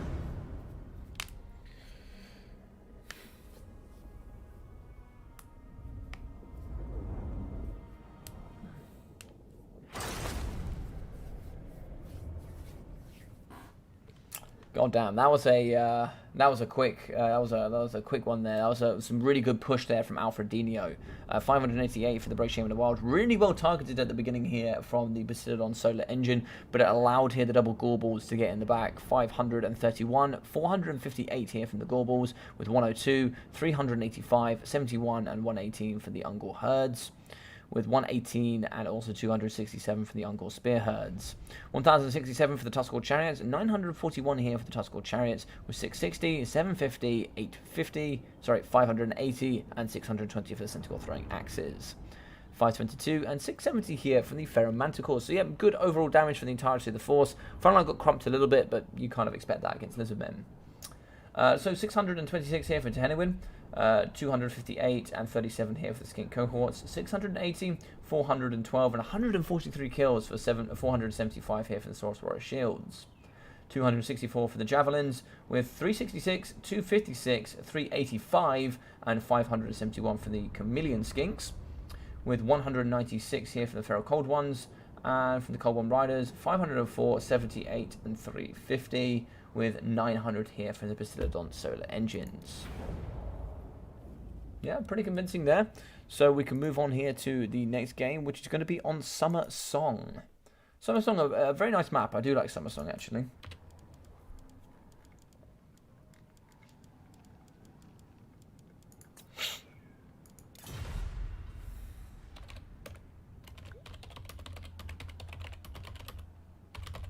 Right, let's change it here. Let's get a nice picture up. So if you guys have any models or anything, or any pictures you like, or any sort of images that you've seen that's Warhammer related, that you would like to see on the channel as, say, maybe a bit of a screen blocker, or just an image that I can throw up every now and then. I like to throw up some images like so. This was always a fun image. Or one here. What did Ducky make? Ducky made another one here against Bibberton, I'm pretty sure. Yeah, Ducky vs Bibberton. This was always a funny one as well. I like this one. This is probably one of my favourite ones, actually. But yeah, if you guys have got any stuff, feel free to go onto the Discord, send them into media content and just at Logic, and then I'll see it and put it up on the live stream. So it's going to be 2-0 here to Mr. Alfredinho.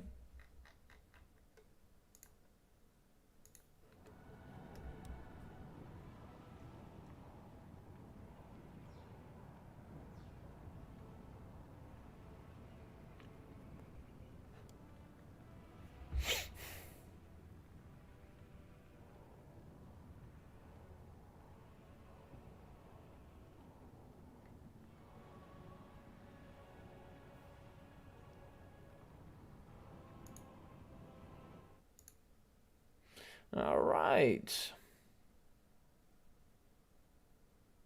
I think the build was fine. I think the build was good. I think the application of the build wasn't so great. I think sniping out the caster early on would have been really nice.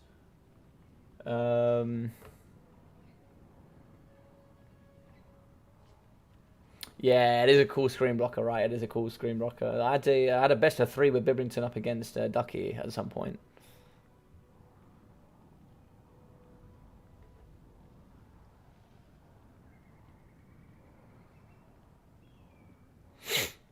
Yeah, mirror matches take a long time to get used to. Shock for sure. They certainly take a long time to get used to. It wasn't good, but it wasn't QB rollover bad.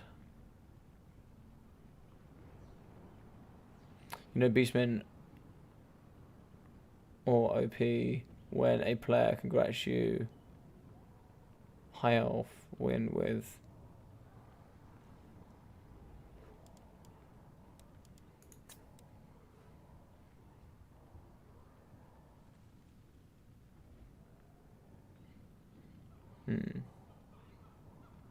Making a screen blocker now. I love it. I love it. I want to see it. I want to see it.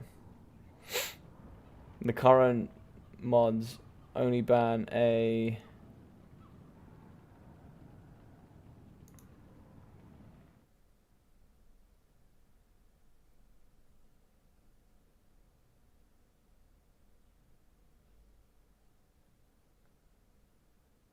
Wait, what?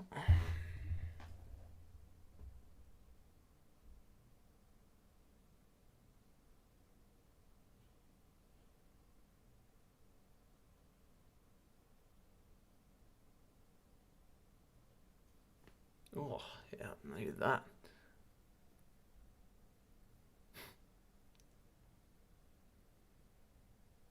Some mirrors are really fun. Dark Elves and Elizabeth. Do you like Wood Elves? I like the Wood Elves mirror match. I think the Wood Elves mirror match has quite a few dimensions to it.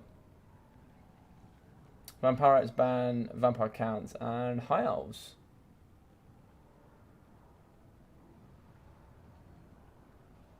Yeah, so he's going to go Sartosa. Okay, interesting.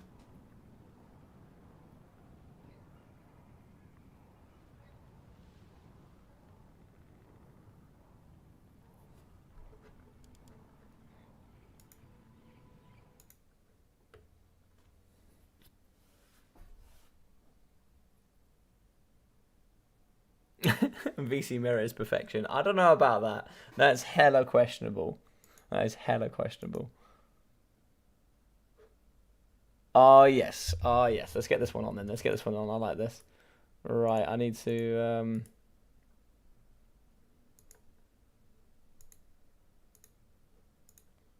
Right, so we need to do this.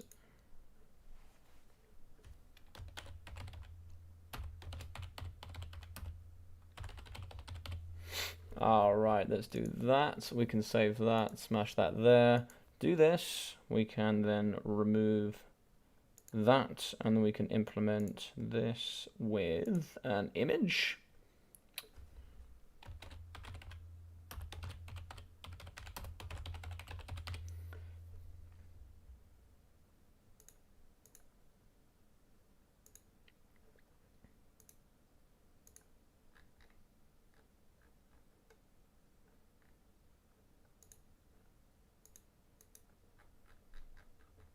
See if I can find it in time before we have to start the game.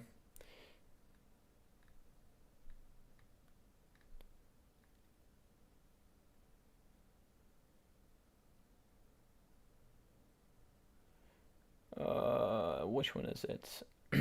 Show yourself. No, I've gone too far.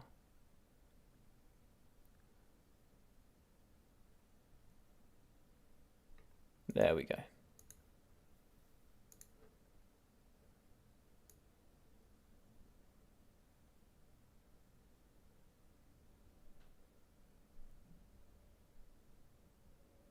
Nice. Now we can show it. Nice, I like it. I like it. I like it a lot. Let's do this. I think Alfredino is going to be going Tomb Kings. That's pretty interesting. Alright, I can't... Ducky, you're starting to become a problem.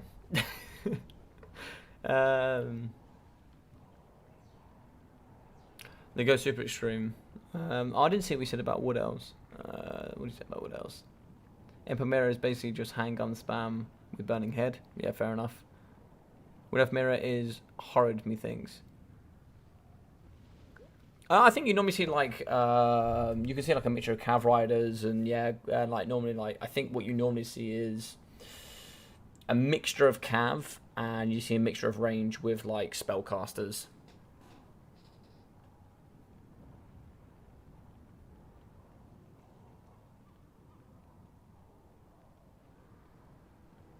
I prefer melee cav battles. I think you'd like a Wood Elf Mirror then, Cowboy. I think you would.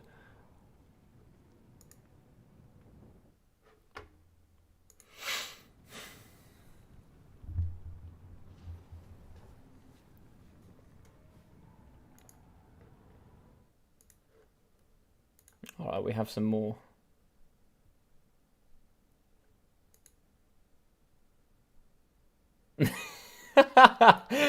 Alright, this one is insane. This one is insane. Let me open this. Alright, this one's straight out of the book for you, Zypher. This is in your book, mate.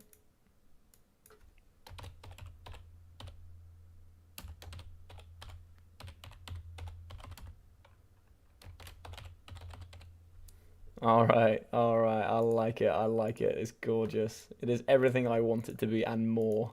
It's insane. This matchup brings bad memories, does it, CJ? Alright, let's add some more images in then.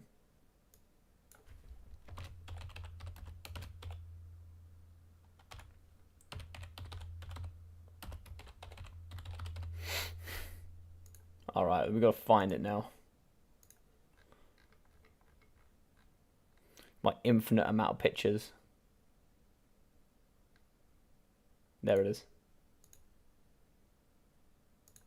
Okay, now we have to orientate it.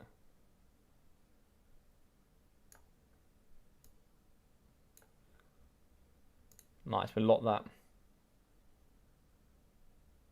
Alright, this one is for you, Zypher. This one comes from Ducky.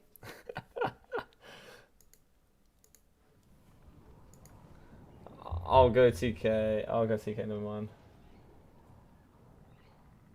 Alright, looks like it is going to be TK. Best mirror match last patch was Beastman mirror. I'm not sure if it's any good now though. Yeah, maybe it could be. It could be potentially. Lots of cab mobility, big monsters, mass infantry. Yeah, it could be pretty fun. I could see it being fun for sure. High Elf are A tier. It's just the other factions are just S1 to 17. That is also true.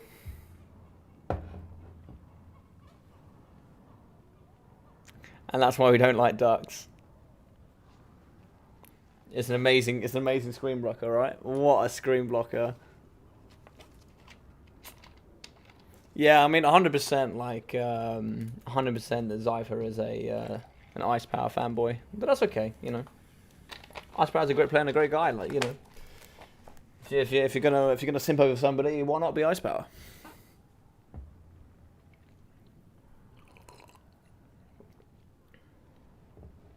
This is highly disturbing. Yeah, I mean, you know, if you guys send me in pictures, they'll at least get their turn up here. They'll at least get their turn.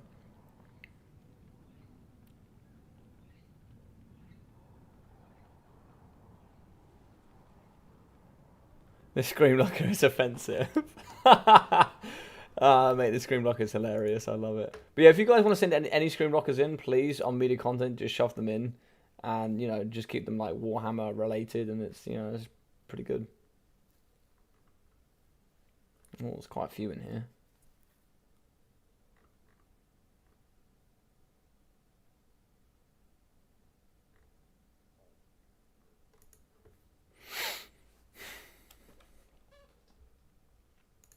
Alright, we'll save some more in a minute. We'll get ready for this game. Well, send them in, send them in. Yes, I saw them, I'll save some of them. Mama is the hottest being in existence. I mean, it's true. I mean, I've heard it's true. I've heard it's true. Swap the frog with malice and it will become acceptable. I mean, it is despicable. It is despicable, I can't lie.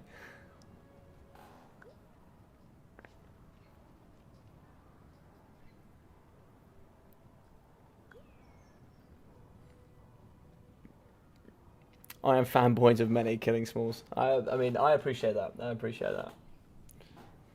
I appreciate the honesty.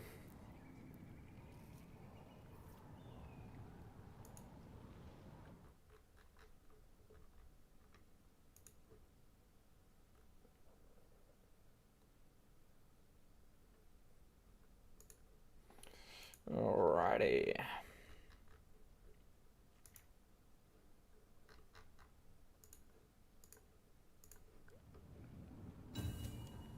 Alright, ready. Good luck, have fun there. Looks like Void is ready as well. I'm ready. Let's do this. Now, Man Rippers won't work because of Metacopter. Metacops. What's a Metacop?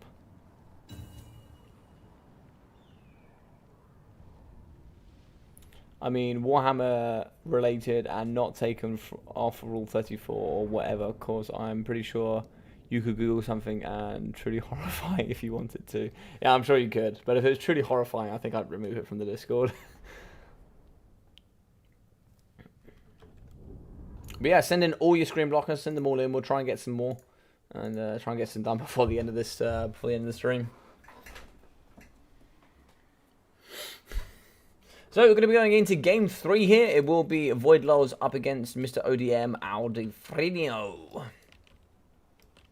Now, if you guys have enjoyed today, this could potentially be the last game. If we do see Alfredino win here, he will be going away with today's big prize of 250 points, which will be a large sum there into getting himself into the final. If you did enjoy it, please smash that like button and subscribe. It really would help the channel massively. And I'm going to be throwing these games go on weekly. So every single week I have a BattleMania, so you guys are always welcome to come in and participate. But here for the team games, some Necromancer Horsemen, 2 here on the left-hand side, and I'm sure 2 on the right. Yes, sir, indeed. In the sky, 3 units of the Carrion from Alpha Fredio, and also the double Ushapti Great Bows. In the front, we are going to have some Skeleton Warriors mixing in here. No, just Skeleton Warriors and double Spearmen at the back. Looks like there's going to be some Spearmen dotted in the front line then. So it looks like we have some Spearmen and some Swordsmen in the front line.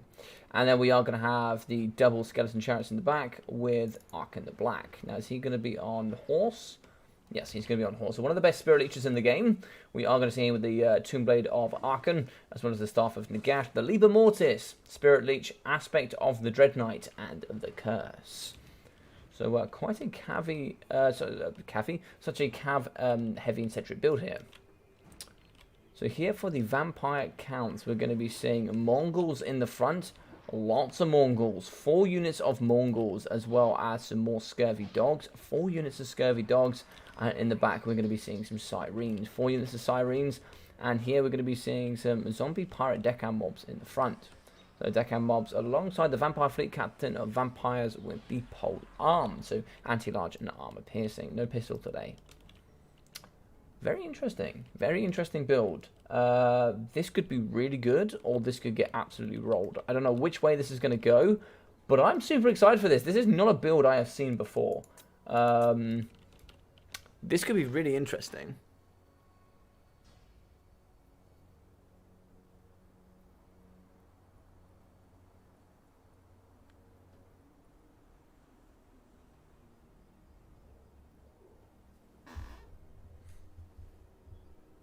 Oh, Metacorps. Oh, Manticores. Oh. I see.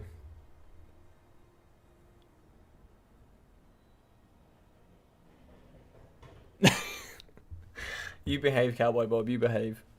Dogs can get the carnage since they are faster. Yeah, 95 speed is just huge.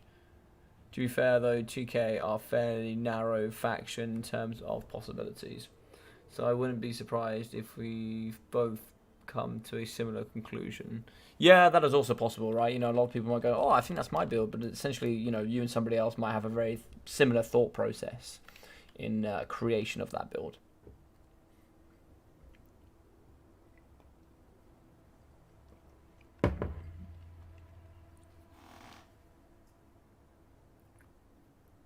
Betrayal.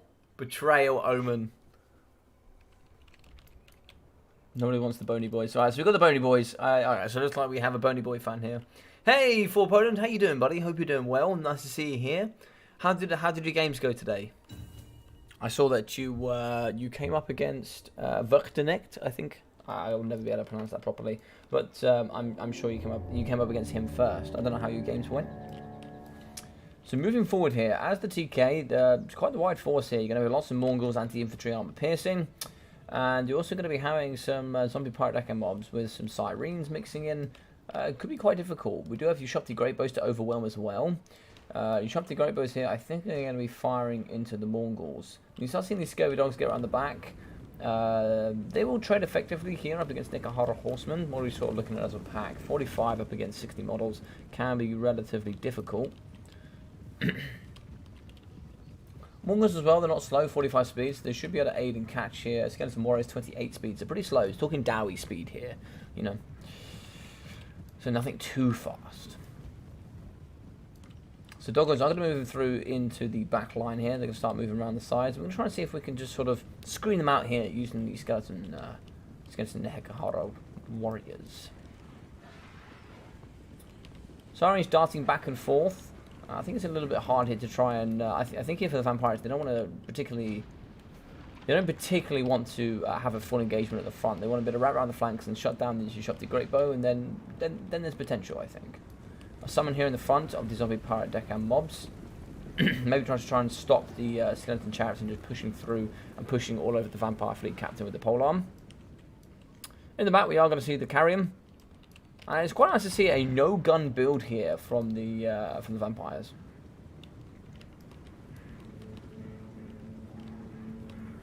Doggos are now in the back. Now, what can Doggos here do up against Chariots? I imagine not too much. The Golden Wheels of Doom, they're going to be just cycling through these Doggos in the backside. Yeah, they're going to be chewing up models here exceptionally quickly. God damn, that is so much damage.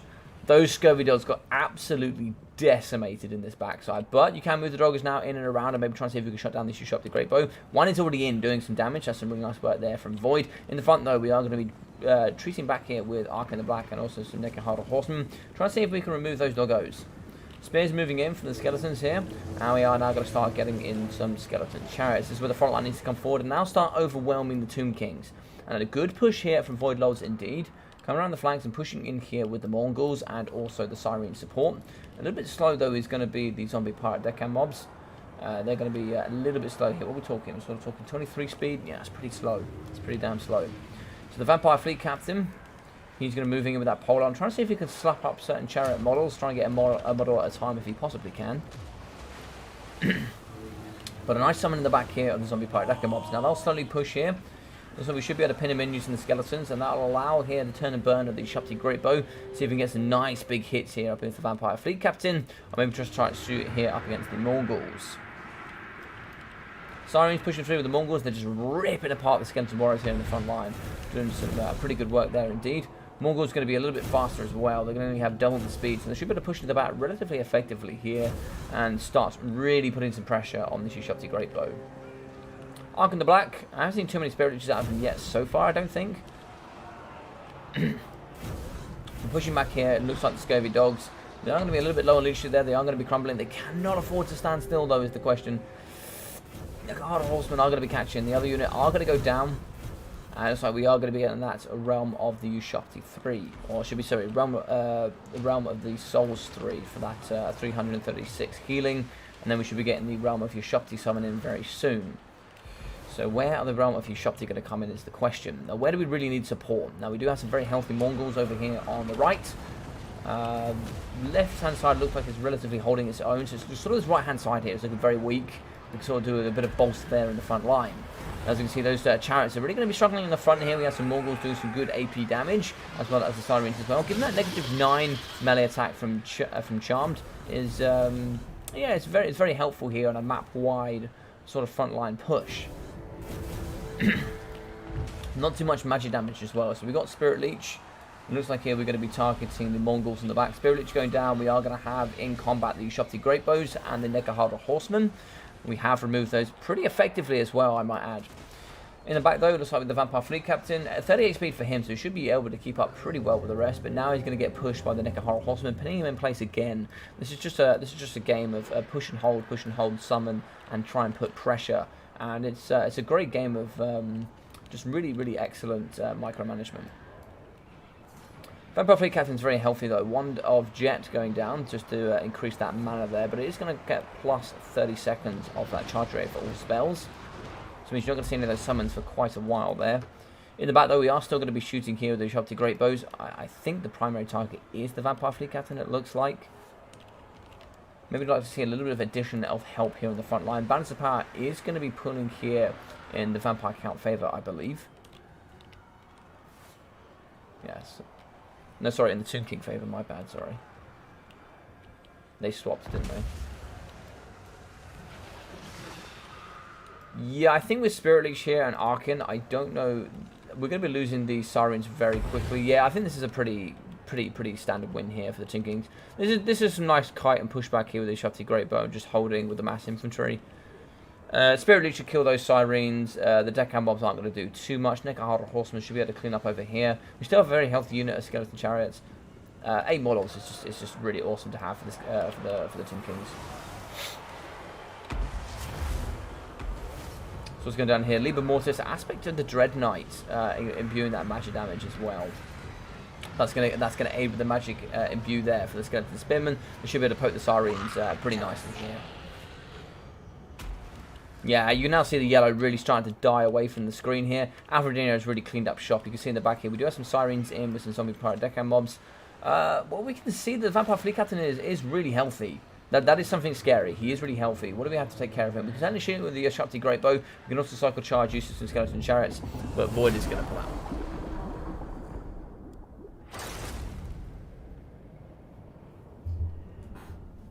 I looked at the top of my screen there and saw that they had obviously flipped. Easy, my boy. Yeah, man. The Aspect of the Dread Knight was clutch. So 650 there for Ark in the Black, 127, 240, 160, and 350 for the Skeleton Warriors with 441. 350, 270, and 730 for the Skeleton Spearmen, 675, 750, 607, and 456. Yeah, pretty convincing there from Alfredino, I think. Pretty convincing indeed, with 1,186 from the Skeleton Chariots and 709. Some really good chariot play there. As we can see, for the Carrion, didn't really see them do too much on my screen, but 203, 0, and 336. Still alive there at the end, so I didn't really see where they were too much. But also we got 750 for the Ushakti Greatbow and 500 as well. So it looks like the Chariots with the Ushakti really cleaning up shop. And yeah, not too much from Arkham, which is quite surprising. You normally see Arkham do pretty well there. Indeed, clapping cheeks today, indeed, shock. Cheeks were clapped. But 850 from the Vampire Fleet Captain, with 170, 83, 180, and 208, with 197 for the Zombie Pirate Deckhand Mobs, with 506, 340, 488, and 468 for the Sirens. This is the fun build. I like this build. 150, 16, 195, and 4 from the Scurvy Dogs, with 380, 566, 250, and 611 for the Mongols. Really fun build. It's actually a pretty fun game. I like this one. This was very tactical. I liked both players trying to get around each other's flanks, trying to shut down those key units. I didn't think there was enough from this build to really stop the Skeleton Chariots or anything to really stop the Ushakti Greatbow. There just wasn't enough for me, I don't think. But at the end of the day, it was a fantastic game. Another tournament's cheeks clapped by Alfredinho. Indeed, indeed.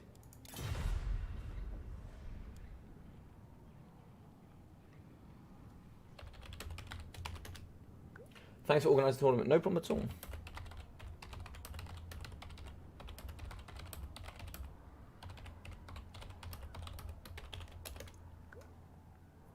All right, well, guys, I hope you enjoyed this. If you did, please smash that like button, subscribe as well. I put on all of these tournaments here to be fun, try and bring more people into the scene as well.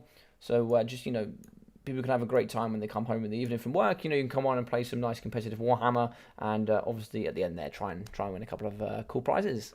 So I hope you guys enjoyed today's competition. Hope you guys enjoyed the stream as well. We had some amazing players like Void Lols and Alfredinho in the final, which is always really, really fun. Alfredinho there going with the big three. And to finish out, we'll have a like and subscribe with the picture that got so many of you upset.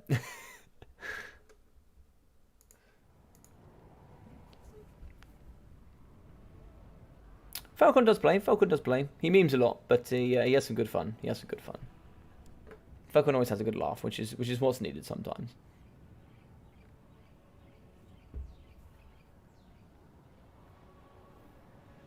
Yeah, he did bring aspect to the Dread Knight and Spirit Leech. Yeah.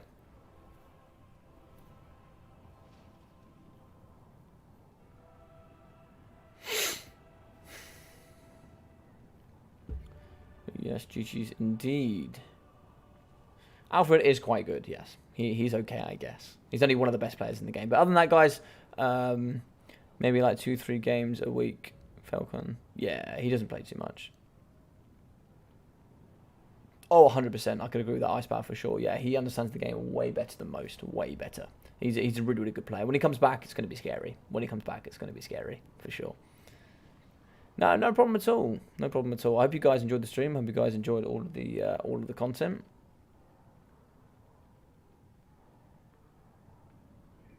He loves his Frostheart Phoenix builds. He loves it. But yep, guys, take care of yourself during these times. And yeah, I guess I'll be seeing you guys in the next video or live stream. We'll have a shortbeard tournament on Sunday. So feel free to check that out. That's for all of the shortbeard players. They have a tournament which they can partake in. And they'll get involved with that on Sunday. Other than that, next week we'll be having 3 tournaments.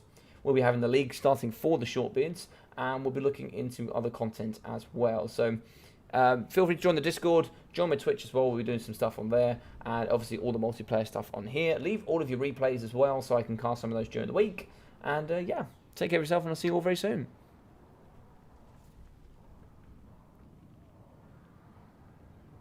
No problem, Shock. Don't worry about turning up late, buddy. I just hope you enjoyed it. It was a nice tournament. Good, good. I hope you enjoyed it, Papari. Papara. Although you are Papri on here. But yeah. Alright guys, take care. I'll see you all very soon.